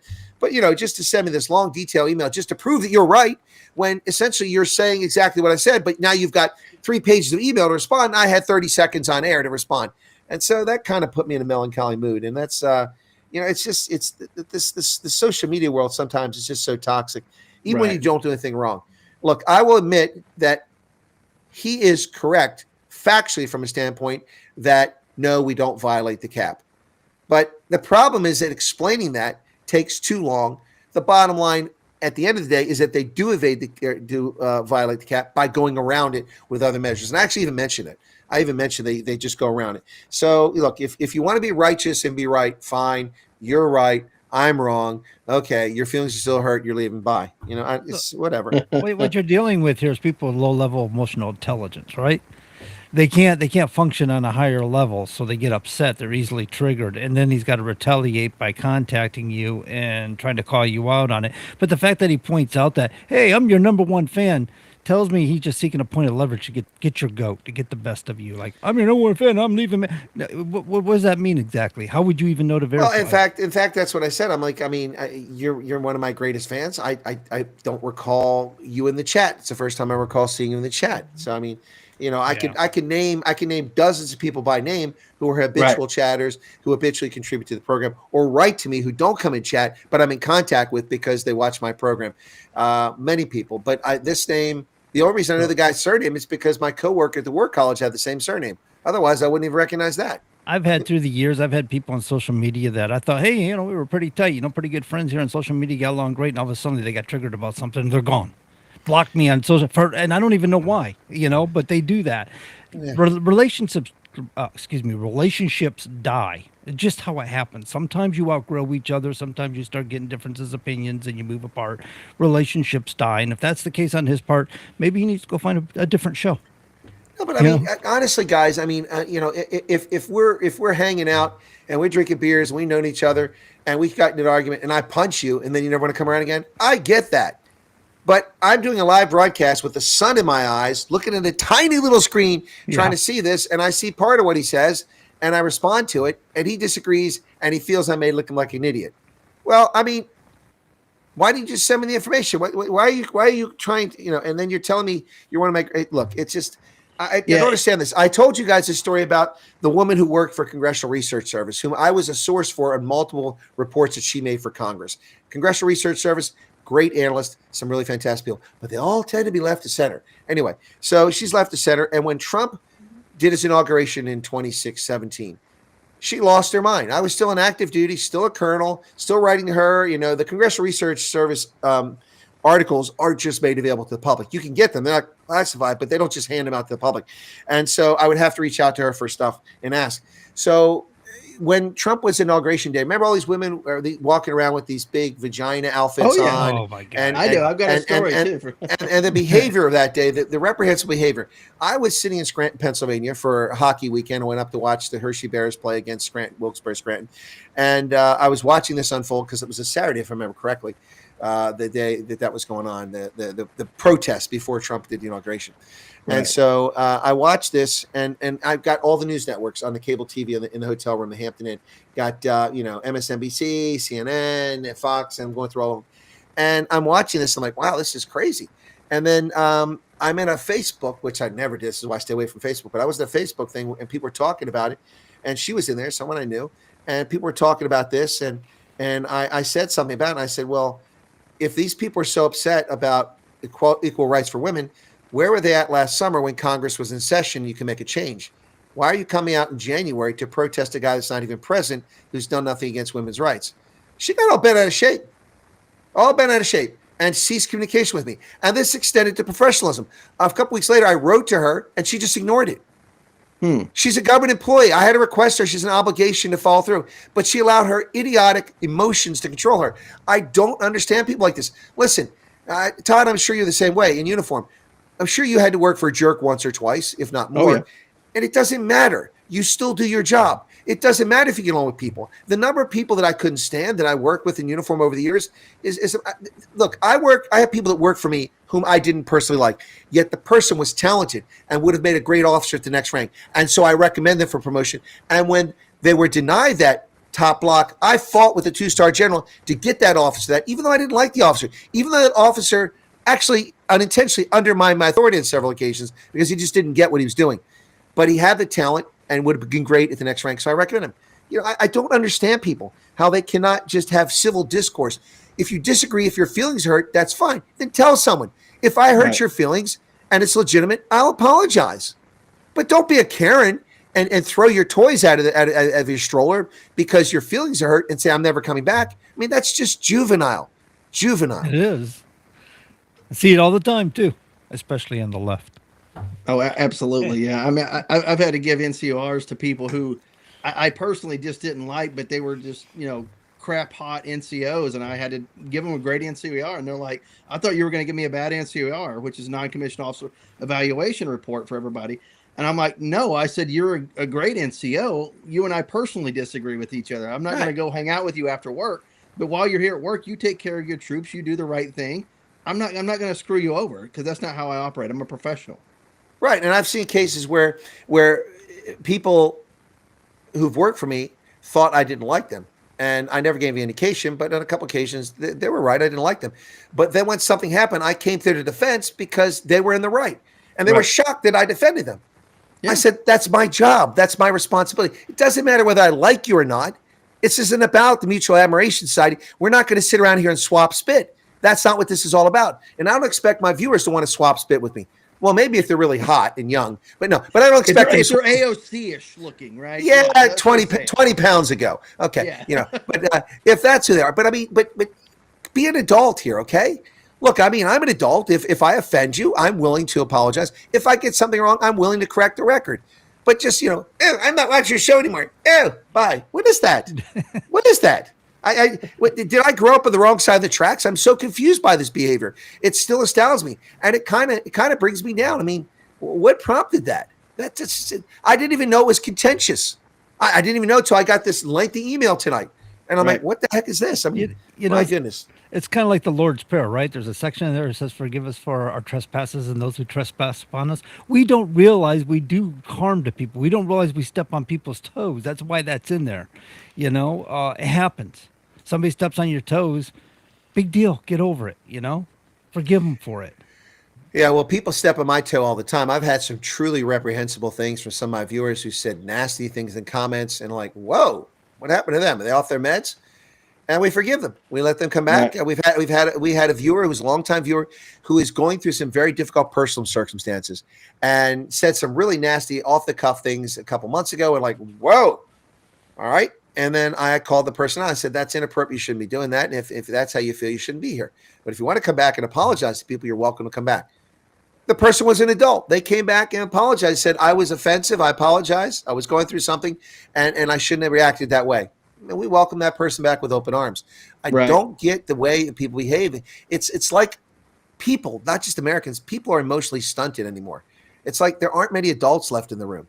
I don't understand it. And I'm not attacking the person who did this to me, but I don't understand them sending me a communication for the first time ever, claiming they've been watching my channel for 2 years, which they may very well have been doing. And then their first message to me is, they say that my soul has been changed. My soul has been changed. Yeah, right. That's just sad and ridiculous. And you know what? Here's the thing. Whenever you brought up the soul, and there's people on the right that love to play that they're the best Christian out there, especially in politics.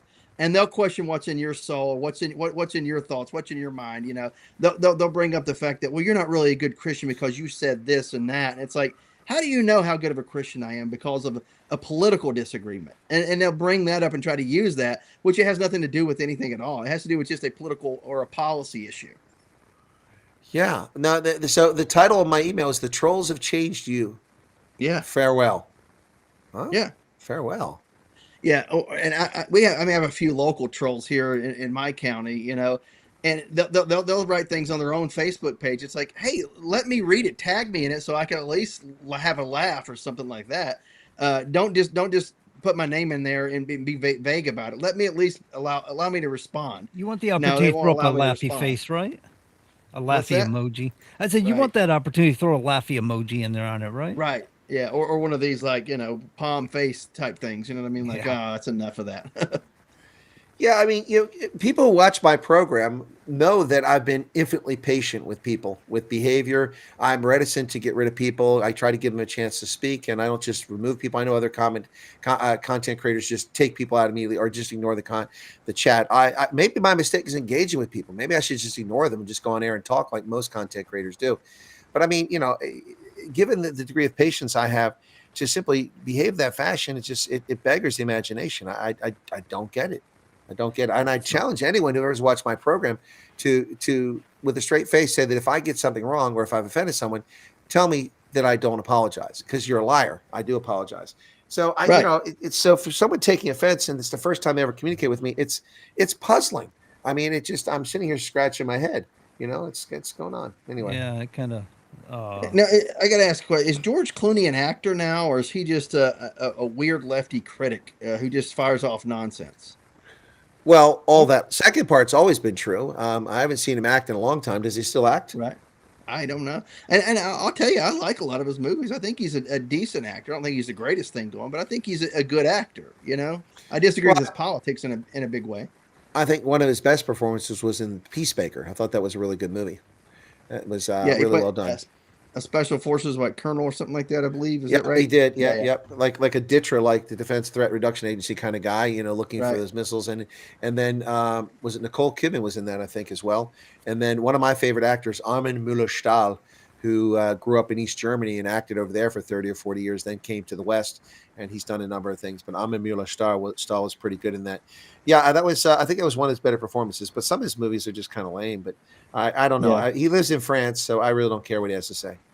Yeah, right. Yeah, I had a friend of mine. He was a DTRA. He was an NCO. He was a Russian speaker, and he actually spoke it with a Georgian accent. And of course, whenever they would go to Russia, obviously they would be followed by whoever the security police, whatever. And of course, he would never speak English with anybody whenever he was in Russia. I mean, when he was in public, he would make sure he speaks Russian only. And like the security guy stopped him, and they're like, "Oh, are you with them, the Americans?" He's like, "Who? What? What do you?" Basically, like, "No, I'm from so and so, wherever." And they're like, "Oh, get out of here!" And he went on his merry way and had a great time in Moscow. Nobody following him. Those security guys followed his colleagues around the rest of the night. He's like, he basically ditched his colleagues to go have a good time. And anyway, that's just a funny story I thought of that popped into my head there. Yeah, no doubt. If you're going to speak the language, speak it with an accent, is what he says. He's like, learn the accent, learn how to use it, learn the inflections, things like that. It's a good way to hide. And of course, he was an intel guy as well, by the way. Well, it's interesting because my second language was German. And I took the Head Start course that the Army offers when I was in advanced individual training in early 1984 at Fort Gordon, Georgia. Nice. And my instructor was a German spouse, and she was a freaking Nazi when it came to pronunciation. You must speak this language. She was like, Frau Farbissina. Nein, you're not speaking the language correctly. You're not Sergeant Schultz. Anyway, so so I learned to pronounce it correctly. I don't know who that lady was, but when I went to Germany, whether you've had it before or not, they made you take Head Start, which was great for me because it was a refresher. And I took the course, and the German instructor was like, "Wow, your pronunciation is really good." So from my Frau Farbissina Nazi-like instructor at Fort Gordon, I learned the importance of trying to speak the language. Not like the Victor Kiem. Victor Kiem from the Razor Company. He liked the company so much he bought the Razor. Remember that? The guy bought the Patriots. Right. He would do it in German. He insisted that they wanted to dub it in German with a German voice. He said, no, it's my company. I'll do it. And he's like, das ist die Firma gekauft habe. And when you hear that in German, it's like your ears just melt. It's like the Nazi scene in Raiders. Melting. That is not how, it shouldn't sound like. It should be more like das ist die Firma gekauft habe. That's what it should sound like. Anyway, so I learned that it was very important, the enunciation and pronunciation of words. And I got so good at German that I've oftentimes been mistaken for being a German by Germans. And the first time it happened, I was kind of insulted because it happened in Hohenfels down in Germany at the training center. I was there, and I was in civilian clothes that day. I went to the canteen, and I ordered some food. The guy started talking to me in German. We're talking in German the whole time. And he said, "So where are you from? You from the Frankfurt area?" I said, No, I'm from Maryland, Ohio. He's like, "Huh? No, you're a German." I said, no, I'm an American. No, you're not. I said, yeah. And I pulled out my ID card, my military ID card. He goes, wow, you speak really good German. I said, why did you say I'm from Frankfurt? He said, because you sound like you're from Frankfurt, the way you speak German. Now, at first I was like, ew, I don't want to be from Frankfurt. I mean, if I'm from Germany, I'd rather be from Munich or Stuttgart or somewhere like that. But then I realized, wow, that was a high compliment. He actually thought I was German. A couple years. So, if you don't use it a lot, and I don't use it a lot, sometimes you're like, maybe the quality's gone down. But a couple years ago for the Rugby World Cup in France, I was along the Côte d'Azur. And I climbed up this hill, the wrong side apparently, took the long route. And I got to the top, almost out of breath. I stopped, and there was this family there with this little girl. And I paused, and they were talking, and the little girl said something. And she was stepping back, and I heard them speak German. And I told her, Vorsicht, be careful, the danger. And I said something to her in German. And then the family started talking to me, and we're chatting about going up to the castle ruins. And they said, so where are you from in Germany? I said, I'm not German. What do you mean you're not German? Of course you're German. I said, no, I'm an American. No, you're an American. So to me, do your best. But I always get a kick out of the English academics who speak foreign languages. A lot of them will learn French. And, instead of sound like a Frenchman, they sound like an Englishman butchering the French language, even though it's grammatically correct. It's just horrible. It's like watching a Monty Python thing. And I'm sure the French are probably going, oh, no, the English are here again with their horrible accents. It's so terrible. No, I'm sure that's how they feel. But in French, I do my best, and some Africans think that I'm French because my accent. The French know better, but at least it sounds French. It does, it doesn't sound really embarrassing, like Victor Kiem buying the Remington Steel Company because he liked it so much. That's funny. No, it makes a difference if you make it. And when I speak Swahili, it sounds appropriate because it's phonetic. But learning a foreign language really expands your boundaries and expands it in ways that people don't think about. So for me, learning German as a second language, which is difficult for many people, German, made learning other languages much easier because I'd already at a young age accomplished and achieved that level of performance in a language that's supposedly difficult. So when I learned other languages, it became much simpler. But the thing about language is that the way that people form a language says a lot about who they are as a people and what they value. So in German, if you want to insult someone, you don't use the F-bomb, although they use F-bomb in German. Of course. But you don't use that. You know, the highest insult is calling someone a donkey, an ass. I mean, you call someone that. Those are fighting words, man, in German. And that says a lot about Germans, about the nature. Also, the very complicated way of making you wait for 4 hours while they put the verb at the end of a paragraph that's 3 pages long. That says a lot about German. Anyway, my point is that learning a foreign language really has a great impact, and I think it's a great idea. Now, that said, English is our language. Speak it or get out. None of this nonsense about Spanish. I saw in Fortune magazine, I was reading an article from last November about the farming community and about how 25% of all farm workers in this country are illegal aliens. And there's a guy who illegally crossed in 1991, came over here and worked, then went back to Mexico, grabbed his wife and kid, came back here. Other kids are born here. His grandkids are born here. He's been here for 35 years. And Fortune magazine had to use a translator to understand what he was saying in Spanish. How in the world can you live in this country, and he makes $49,000 a year, and take all this money out of our economy, get your anchor babies here for generational, to change the culture, language, and nature of this country? Why can't you learn English after 35 years? I learn a language within 4 months almost everywhere I go. That's ridiculous. If he's spending all his time on a farm with other Spanish-speaking people, he probably never utilizes the English language. Okay, John. Okay. But I'm going to say nonsense. Because when I was in the Army and I was a young troop, I spent 12 hours a day with the Americans and almost no time with the Germans. But in 4 months, I was rapping the Deutsch, man. Yeah. Right. Was kommt denn da von Fusterkak? Frankfurt, Darmstadt, Offenbach. Was tut den Bayern los, Wiesbaden los, so gnadenlos? Erbarmen, zu spät. Die Hörselkammer. I think we were listening to Falco here from the 1980s. I'm not sure. Actually, that's the Rodgal Monotones, and that's from the same time in the 80s when Falco was like the first rapper. And Falco was amazing. He was in Europe. I mean, not the first ever. Americans obviously had it, but Falco he did it with the Commissar, and he did it with so many other songs. Tragic story. I don't know if you know, Falco was killed in a traffic accident, head-on collision with a bus in Costa Rica. He had gone there to live and get some peace and quiet because he was so famous in Europe and in Austria. Then he went there and he pulled out from a gas station right head on into a bus. I think he was hit sideways. His side of his vehicle was hit head on by the bus, and he was tragically killed at the age of 40. Wow. Yeah. I used to hang out in Frankfurt because I lived in Darmstadt, so we would go down to Frankfurt on a regular basis. And of course, I wore my hair a little bit longer so I could get in places. And they were like, American, nine. I could speak a little bit of German then. And they're like, let you in. You pay you a few marks, you're good to go. Come on in. But all the other Americans are high and tight, waiting in a line. No, not us. We'd wear, like some European-looking clothes, and we could go pretty much anywhere. Yeah, guys, I had this really strange dream last night. Can I share that? I mean, I don't know if you're bored. Okay. So last night, I dreamt as if I was still in the Army and still a colonel. And actually, I was a lieutenant colonel. I hadn't got promoted yet, which would take me back many years because I retired as a colonel. But I dreamt I was still in the Army, and I got promoted, and I got an assignment, a very specific, unique assignment. I was sent to Darmstadt to what's that other concern? It was in my mind last night. Cambrai Frisch. Cambrai Frisch. I was being assigned to Cambrai Frisch to an experimental intelligence unit, and I was going to head this up for the U.S. Army. It was a weird dream, and but the dream is all about where are my quarters going to be? I'm going to be living in what's going on here? Initially, I thought I was going to 66 MI group, but no, this is a unique, special, clandestine unit. This is my dream last night. I'm like, whoa, I've been drinking too much milk before I go to bed or something. Yeah, didn't the Intel company in Darmstadt, or was it a battalion or a company? I can't remember. They had an infantry company attached to them, I believe, right?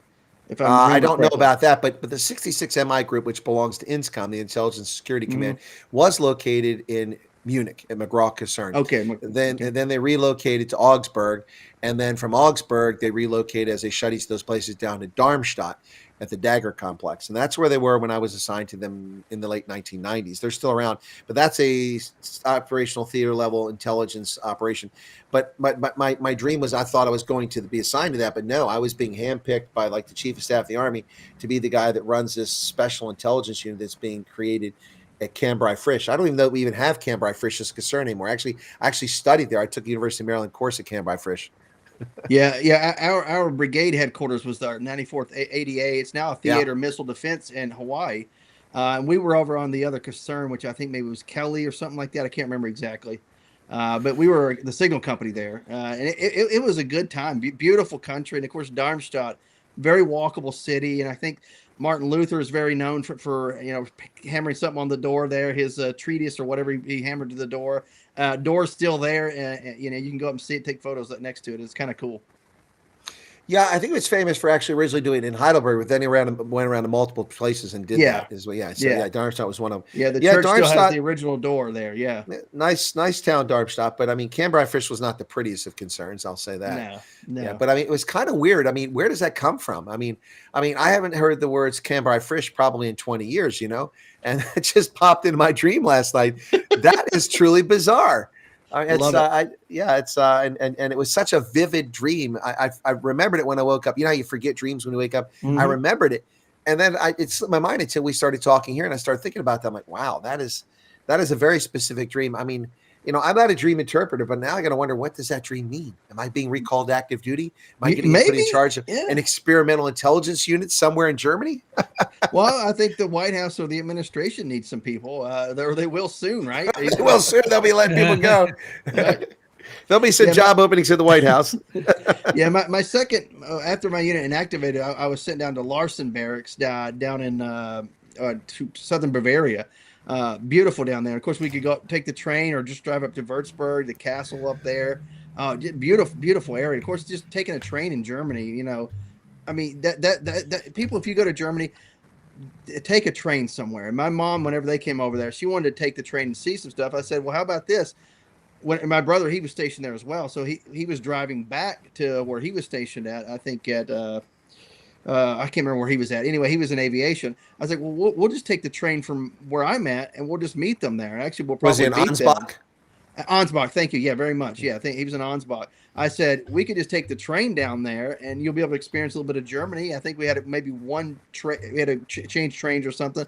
I said, you'll be able to see this other city too, see how a train station works. She loved it. And of course, the German guy who was sitting right next to us, he's like, oh, you're American? And of course, my mom struck up a conversation and, he was telling her where to go, what to see, what to do. He's like, I lived out of the country for so many years, but whenever I came back, all these things that I never did as a kid, I was basically a tourist in my own country. He's like, go do this, and this. He's like, if not, you're gonna hate yourself whenever you leave. Well, the thing about the train stations in Germany is they take you right to the heart of where you want to go. Yeah. The train station in Munich drops you off 2 blocks from the Glockenspiel and the Rathaus in the center of town.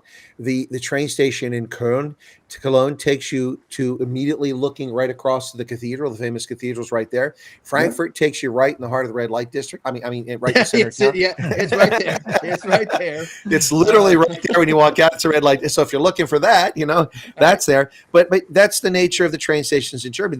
The Hauptbahnhof will take you right into the heart of everything. Mm-hmm. And if you're backpacking or you're traveling, you don't need a vehicle, then it works out really perfectly. Whereas, in America, Grand Central Station does drop you in the center of New York, but, everything is kind of far from there, and that's probably one of the better ones. But you get dropped off in D.C., that what is it, Union Station? That's not near anything in D.C. The Capitol's right there. I mean, but that's still it, a walk. Yeah, it's still quite a walk. But, whereas in Europe, it's in Germany specifically, everything just drops you right off where you need to be. So, yeah. But trains are definitely a different situation, passenger trains in Europe. But, I took the trains in Japan for the Rugby World Cup. I bought a 3-week first-class pass and a week first-pass class because you can only do 3 weeks at a time as a tourist. And I figured out what the cost of those train tickets would have been if I bought each ticket. It would have been on the order of $15,000 for the high-speed Shinkansen trains trains that I was on because I travel so much on the train. But I only paid $1,807. So I paid like $2,000 some dollars for what would have been $15,000. The Japanese are paying for all those tickets. It's insane how expensive it is, but the trains are unbelievably efficient and fast. And the only problem with, and they come all the time. The only problem with the trains in Japan is people might tell you the Japanese speak English, but they're lying to your face. Even in the most international of all cities in Japan, Yokohama, I found virtually nobody that could speak English, even on a primary school level. I was a bit surprised after my whole life being led to believe the Japanese understood English. I would say 5% of Japanese speak some English, and about half of them speak English well enough you can have a conversation. That's been my experience. Right. I remember getting pulled over. I was designated driver. We were driving back from Würzburg, and the cop goes, "I have a breathalyzer for you. Please come to my car." I was like, and he's like, "Do not refuse." I said, "I will not refuse." And he's like, and I went back, did the breathalyzer, and there was a guy sitting there with the billy club, like just waiting for me to do something. Did the breathalyzer. He showed it to me. He goes, "It looks like you are free to go." And I said, "Thank you very much." And I got in the car and I went back to the base, and that was it. Oh, well, man, he's like, "Your passengers will stay in the car. You will come back to my car. You will do the breathalyzer." I said, "Yes, I will." So, in Germany, I've never had a run with the police. I've never even stopped by police. But when you go through the airports, if you go through the airports, you get the duty free, get the value added tax back, at least part of it. And so I had not been stationed in Germany for a number of years. I was in Africa, and I came back and I bought a bunch of stuff, was taken out of the country, and had my diplomatic passport. And the last time I'd done this, you had to go to the border police, the Bundesgrenzschutzpolizei, literally the border police. So that's who you did your customs with at the airport. So I'm looking at the Munich airport for the customs, or for the border police. I can't find them anywhere. So I went up to the police. I found a police officer. I said, in German, I said, "Excuse me, I wonder if you can help me." He said, "Yes. What's your question?" I said, "I'm looking for the border police for customs, the Bundesgrenzschutzpolizei." I said, "Where can I find them?" And without hesitating, German, he said, "You can find them in 1991. This is like 2010. I'm like, "Huh?" He goes, "The Bundesgrenzschutzpolizei merged with the police 30 years ago." I was like, I didn't know that. I didn't know that. So when I was stationed in Germany, I'm not eligible to get the value-added tax taken off because I live in Germany. But when you're not there, you can do it. So it was actually a funny moment. But it was kind of embarrassing. I didn't even know they didn't exist anymore because they have their own special colored green uniforms. They had armored vehicles. It was like a little mini army. But they merged them with the police. Anyway. Oh yeah, I like going and doing like the German sports badge competition and stuff, and like, you do these big long ruck marches, and at the end they're wanting to hand you a big stein of beer, and I'm like, "Why don't you hand me flat water so I can drink that?" They're like, "No, this will hydrate you better." I said, "It would also get me drunk." He's like, "It will do that as well." Okay. Yeah. Anyway, by the way, what in the chat, somebody said they're waiting for Tulsi to be sacked. Tulsi Gabbard. I think that's coming too. I did just read saw a she's on the video. bubble. She was talking about some court rulings and stuff and bringing people up to speed.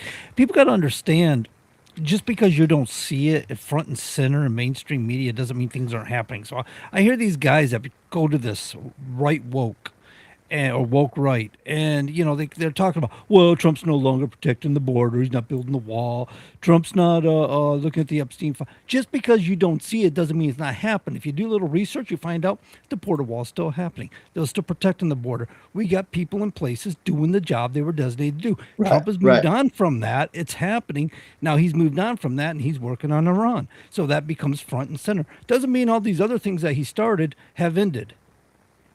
Right. Yeah, very true. No, that's a fair point. People have to have patience. And again, we don't see everything. And that's a point I make to people. A lot of people, because of my experience inside the government, assume that I have all the information. And while I may have pretty good analysis or darn good analysis and tend to get a lot of things right, it's based on experience and what information is publicly available. But I freely concede that I don't have the information behind the wire sometimes. Right. No, unless you've got a source, you don't know. And if you have a source that's betraying that we have a pilot down, well, then that's not right. Right. Man, I've had people that did the same exact job I did. Like we would do like shift change or whatever, but they happened to be in a briefing that I wasn't in, and like they couldn't talk to me about that. You know what I mean? We do the same job, but it wasn't pertaining to what I needed to do during my shift, so they couldn't tell me about it. You overheard something, you saw something, read something. You can't just tell me just because I happen to be read on. If I wasn't in that briefing and signed the piece of paper, guess what? You can't talk about it. Yeah, no, it's very true. That's the thing that always kills me. Like when social media attacks occur and people are like, I've had people recently. There's been a surge of people attacking me, mostly I think because I've been right about my predictions and it's irritating them. They're people frustrated. don't like that. No, they don't like it. So I've had a number of people attacking me, and they go on and they post in Facebook and WhatsApp groups, but they don't realize that there's a lot of loyal viewers there who see what they're writing, and they send me the screenshots, even though I'm not part of it. And so some things like, he's a liar, he's speculating. I mean, it's not speculation. It's 4 decades of intelligence experience that's bringing analysis, and you don't know that I may have a source, and I can't disclose my source, and I don't disclose my source. Right. Yeah. So, it's not speculation. It's informed analysis is what it is. And, it's funny. And then people calling me a liar. I'm like, and then I'm up to something like, seriously? I mean, I had the highest level clearance for 4 decades. I still have that clearance. You think I'm going to run around and mislead people, misrepresent, misstate things for what? For views on social media? What are you? These people are delusional. There was a junior NCO Intel guy. He was a staff sergeant. He was like, well, we have the same clearance. And he's like, but I'm an Intel guy. You can tell me. And I said, actually, I can't. I can't tell you. You don't have a need to know. Right. It doesn't work that way. He's like, but I'm the Intel guy. I'm like, somebody higher than me can tell you and read you on if necessary. Yep. But that's not Sergeant First Class McKinley's job to read you on, Staff Sergeant. I said, plus I have a duty to report this to your supervisor that you're trying to get information out of me, But now it wasn't malicious though. No, but still, if someone keep asking undue questions, and you don't know what's going on, they might be betraying the country. No, it's the thing about it is that when people say these things, like, you really think I'm going to compromise my clearance, my reputation that I've spent decades building up over something so trivial for what? Clicks on social media? What is wrong with these people? I mean, look, if I'm going to sell my soul down the river, we're going to have to be talking about $1 trillion before I even consider doing that. Yeah. we need some Elon Musk like money here before I'm going to betray my conscience and my country. Yeah, I was at Camp David. The vice president, and of course, the whole cabinet was up there. Really, over the NSC, really National Security Council, and this was before the surge in Iraq, and they were going through all this big long briefing. I had to walk into the briefing room for something. I don't even remember what it was. Even if I did, I wouldn't tell you. And I came back out, and the middle goes, "What are they talking about?" I said, "Sir, you understand I can't tell you. I had to go in there for a specific purpose. I came back out. I can't talk to you, even though you probably read onto more things than I am. And if you wanted to go in, you probably could go in." I said, "But I can't do that." And he came back a few minutes later. He goes, "That was the right answer." He's like, and he gave me his challenge coin. I was like, "Cool." That's good. I mean, I think people lose sight of that. It's like on some of the reporting I've done in the Refugee program, I've known about things that later become public long before they become public, and I can't disclose them. There are reasons you can't disclose things. It has an impact, and you've got to be trustworthy. And so that's unfortunate but people think everyone has a right to know everything all the time. No. They don't. There's reasons why people have secrets. There's reasons why governments have secrets. As long as they don't abuse that privilege, it's okay. So you mean Trump shouldn't or should have informed all of Europe that he was going to go attack Iran? I mean, no, he had no obligation to inform them because we can't trust the Europeans over there because they'll run their mouths and tell the Iranians. Exactly. Sure. They're whining over. Well, we were included on the plans. No crap. The only ally that needed to be informed before the campaign was Israel. The only allies that should have been informed within hours of the strikes taking place were allies in the Gulf region so they could alert their crews for air defense and be prepared for attacks. Mm-hmm. And I believe we did that. Absolutely. And I think the fact that all those nations in that area are still on our side, it's still a strong coalition, is because we have shared with them and we were up front and forthright with them. I think you're right. No, I think you're absolutely right. That's a fair analysis. But that's the only obligations we had. We have no obligations to anyone else. We're a sovereign state, and that's too bad. If they don't like it, suck it up, buttercup. You don't sacrifice your mission that somebody might leak it out to your opponent. Like you said, you want that element of surprise. You're not going to go sacrifice your mission just so they have the sake of knowing. I mean, talk about some crybaby stuff. These are supposed to be our allies, and they're over there crying because, well, we weren't informed. We weren't part of the planning party. You're not trustworthy, and you bring nothing to the table. What do you want the Brits to come with their non-existent navy? They're carriers in dry dock, right? What are you going to do? You're going to launch it off from dry dock? I'm sorry. That's a whole other issue within itself, because Trump said, hey, we could use some protection over the Strait of Hormuz, though. It's in everybody's interest. Oh, no, it's not our war. You do it. Well, look, I mean, Disney has more ships than the British Navy. Yeah, that's true. And way more fun, I'm imagining, right? Yeah, and the left-handed surrender monkeys in France, who wants them there? I don't think I don't think these people in elected positions or authoritative positions are actual leaders. That's what No, I like most of about them Trump. aren't. Trump is an actual leader. He's got backbone. He's willing to follow through, and he's willing to do what it takes to get the job done. And we haven't seen this in a very long time. Yeah, look, I mean, it's a lot of these people in Congress and in government couldn't lead a kindergarten crash to the water No. fountain. They just couldn't do it. They don't know what leadership is. Here's the thing with a lot of those people and why people get behind them with especially with money, it's because they're easy manipulator. They're what are called what the Soviets used to call the useful idiots, and that's really what they are in Congress, the useful idiots. Well, that's what they Democrats. back. They want people that are going to be yes men and follow through with the agenda. They don't want Right. people that think for themselves. Rand Paul used to be somebody who thought for himself. I'm not sure what he's doing these days. He seems to be a little bit off the rails. Same thing with Massey. He seems to be aligned with the woke right these days. You know, he's over there buddying up with Marjorie Taylor Greene, who went complete and totally off her rocker. Who knows what's on her mind? I can't decide if she's getting a media deal, if she thinks she's going to run for president. That's been floated around.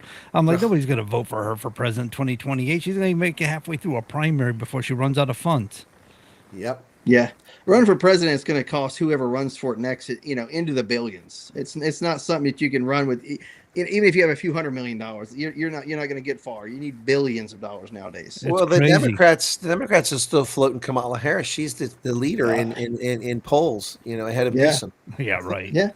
Well, look at the California polls, and I know we're still a ways off. 2 Republicans are leading the Democrats at this point for governor. Yeah, but the way that thing is set up, it's meant to keep Republicans off the ballot. That is true. And we had a chance to keep the Democrats off the ballot, but Trump has weighed in now and he's backed Steve Hilton. If he'd stayed out of it, both Republicans are ahead. But if a bunch of Republicans now migrate to Steve Hilton, that means that, Bianco could probably slip down and wind up being the third and not be on the ballot. And then the Democrat gets on there and we lose the race. Trump would have been wise to stay out of this one and just let the 2 Republicans get the top percentage points and limit the Democrats and then throw this corrupt anti-democratic system back in the face of the California Democrats. That would have been sweet justice. And Hilton would still be governor. Because what they would be doing after the fact, the Democrats would be like, we need to change the system. It's broken. Republicans hijacked it. Now we played by your rules and we beat you. No, exactly. Not hijacking. We're reporting their voters. Well, I mean, Maine's Supreme Court has just declared their ranked order voting system to be unconstitutional under Maine's constitution. So that nonsense is going away. That's something New York does, and that's how we get the likes of Mamdani as mayor, because this lunacy. Right. These people undermine democracy. These Democrats at every turn with this rank order stuff, with the top 2 vote getters and total aggregate. I mean, what's the point of having a primary if you're going to take the top 2 people? It's just stupid. You should have your representative from the Democratic Party, one from the Republican Party. If there's a constitutional party Greens, them too as well. But this system is all anti-democratic, and they run around and profess that they're the Democrats. No, you're the anti-Democrats. You just happen to have Democrat in your name, and you have a perfect symbol to represent your party, an ass. Right, for sure. So for the entertainment news tonight, ketamine queen Jasmine Senga sentenced to 15 years in prison for role in Matthew Perry's death, according to Fox News there. Good news as far as that's concerned, I think. Way overdue. Yeah, I heard that the judge was going to sentence her today, but 15 years is a lot more than I expected to see. Wow, that's something else. But 15 years. Yeah, good deal. 15. I'll take it. But anyway, also if you're somebody who does drugs on a regular, especially hard drugs, seek some help, seek some advice, seek some counseling, because it will lead to an early grave for sure. Well, if you're taking Special K, you need some help. Yes, you do. Yes, you do. Absolutely. That's not a good idea. Not a good idea. That's for horses. K-holing yourself and getting in a hot tub, that's not a good idea, because you're going to go pass out. Your body's, you're not going to be able to use your arms, legs, whatever. You're going to go under and you're going to drown, pretty much. Yeah, nothing about this sorts of stuff. Well, unfortunately, I despise drugs. I despise them too. But as military leaders, we're aware of people using illicit narcotics, and this is something we have to deal with. Fortunately, ketamine is not one of the things I saw much. It was mostly marijuana and occasionally cocaine in the military. And fortunately, it was not very often. It was rare. No. I mean, you get some guys that will abuse some of their pain meds. They'll keep a couple of those, like they get their wisdom teeth out, they'll keep a couple of pain meds back for recreation at some point. Yeah, you get people that get in trouble for that. Or selling it to somebody, Well, I don't know what pain meds they gave me when they took out my wisdom teeth, but as I recall, it was ibuprofen, and it had no effect. I was in agony. That's why I only let them have the wisdom teeth on one side of my mouth. I said, I'm never going through that again. I got them all out at one time at Andrews Air Force Base. Basically, they put the meds in. I went to sleep. I woke up. I was like a chipmunk, and I was good to go out the door. I mean, I felt nothing. Everything went smooth, no issue, no dry socket, no issue. I mean, the Air Force guys, I think they know what they're doing when it comes to dentistry. And flying planes. Well, I hope they know. I mean, between and them flying and the planes. Marines and the Air Force and the Navy, they hit 13,000 targets in Iran, 4,000 dynamic ones. Absolutely. Somebody's talking about they don't believe, as we spoke about earlier, they don't believe Iran can be trusted, and they're not going to hold to the ceasefire. So if Trump decides that, you know what, you violated the ceasefire, do you think he's going to say, as of 8 o'clock tomorrow night, or do you think he's just going to kind of go in there and do his thing? Nah, it's the bridges are coming down. I promise you, the bridges are coming down. It's not the bridges of Madison County. It's the bridges of Iran. They're coming down. That's good stuff. Yeah, absolutely. Oh, here we're the last few minutes here. How many minutes we got there, John? Like 3 minutes? Like 4 or something. Yeah. What do we got? 4 minutes. Yeah, just about Good 4 stuff. minutes. Well, what are you all getting into over the next week between now and the next show? What are some things you guys are working on? Any planned travel, Colonel? Any places? I know somebody said you're going to Virginia. I think maybe in April. I am later in April. April. There's a big South African fest down there at Six Flags outside of Richmond. So I'll be going down for that and also visiting refugees in Richmond area and maybe Charlottesville too, if I come back up through the Shenandoah Valley, which I have not done in a long time. So I might do that. That's later in April, but I might take another trip up to Erie and maybe Ohio before then. But this coming week, the rest of this week, there's a couple days left this week. I'm doing consulting at the Army War College. Next week, we run exercise with flag officers, and then that finishes that obligation there. Yeah, so I've got that coming up, and there'll be more trips. Maybe a trip to New England, a trip to Florida to visit with refugees. But it's a tough thing, It's you listen to some very bad circumstances people lived in, or they're having difficulties over here now, and you hear this all the time. You want to help them, but there's only so much you can do, and it kind of wears on you at some point. It's a little frustrating, but Right. it's. Anyway, it's someone's got to do it, I suppose. So yeah, it's me. Good. Yeah, John. What about you over the next week? What do you got going on? What about your other shows that you do there, John? Yeah, I'm just working for the most part, man. I'm trying to get caught up because winter is slow. But yeah, no, we did Patriot Confederation last night. We've been covering Idaho pretty good for Idaho politics because that's where Billy's from. And Thursday night, Sean and I will be having a gentleman who's running in Minnesota for state auditor. Okay. And he seemed to have some conversation. That's tomorrow night. So he seemed to have some conversation about what went on with the Nick Shirley thing and stuff. So we might get a little bit into some interesting stuff. Good. We're not clear. We're not clear on the right here. I got an alibi fire. Alibi over here. fire. Yeah. Okay. Alibi fire. Alibi fire on the right. Put your guns unsafe. Anyway, yeah. So, are your weapons unsafe, not guns? Yeah. So, yeah. Sound like a civilian there for a second. No. So I forgot. I recorded a video with a neighbor of mine, 86-year-old gentleman, who, within days of the assassination of Kennedy by Oswald, purchased the same Italian rifle from the same sports store, Klein's, out of Chicago, mail ordered for $19.99, had the thing shipped here to Pennsylvania, and he's had that rifle since then. He had it field tested with the sights on it years later, without the sights, with the scope, without the scope. He's had ever since. So I did a video of him and talked about experience. He still had the advertisement from that magazine that he bought it from back in 1963. Anyway, that led to Billy Painter pointing out that he'd interviewed Judith Very. What's her last name? Mm-hmm. I know it too, and I just can't. Buyer. Anyway, she was purportedly the girlfriend of Lee Harvey Oswald before he got married, and knows a lot about him. And some people say she's a nutter. Some people say it's legit. I don't do kind of conspiracy stuff, but because of the interest in the rifle and this, because the files were released last year, I've spoken to her, and she's supposed to be a guest on my program this Saturday. And so we'll give her a chance to tell her story, and it should be fascinating. Prepare yourself, because she is loaded with information. You won't get a sentence finished as far as asking questions. She already knows where you're going, and she's got the answer, man. She is hot. She's on top of it. Well, she's awesome. She's 83, and if Oswald had survived, he'd be in his 80s today too. You're gonna have a good interview. Well, maybe we get her on this show if you check her out and you feel like, hey, it's a good idea. We'll bring her on. Well, I'm sure it is to bring on this program, but it's kind of out of the where I usually go, but I'm going to try it on Saturday. All right, Todd, wrap us up. All right, hey, folks, we'll be back next week at 7 Eastern here on WSMN 1590 AM and 95.3 FM. Until then, take care and God bless you.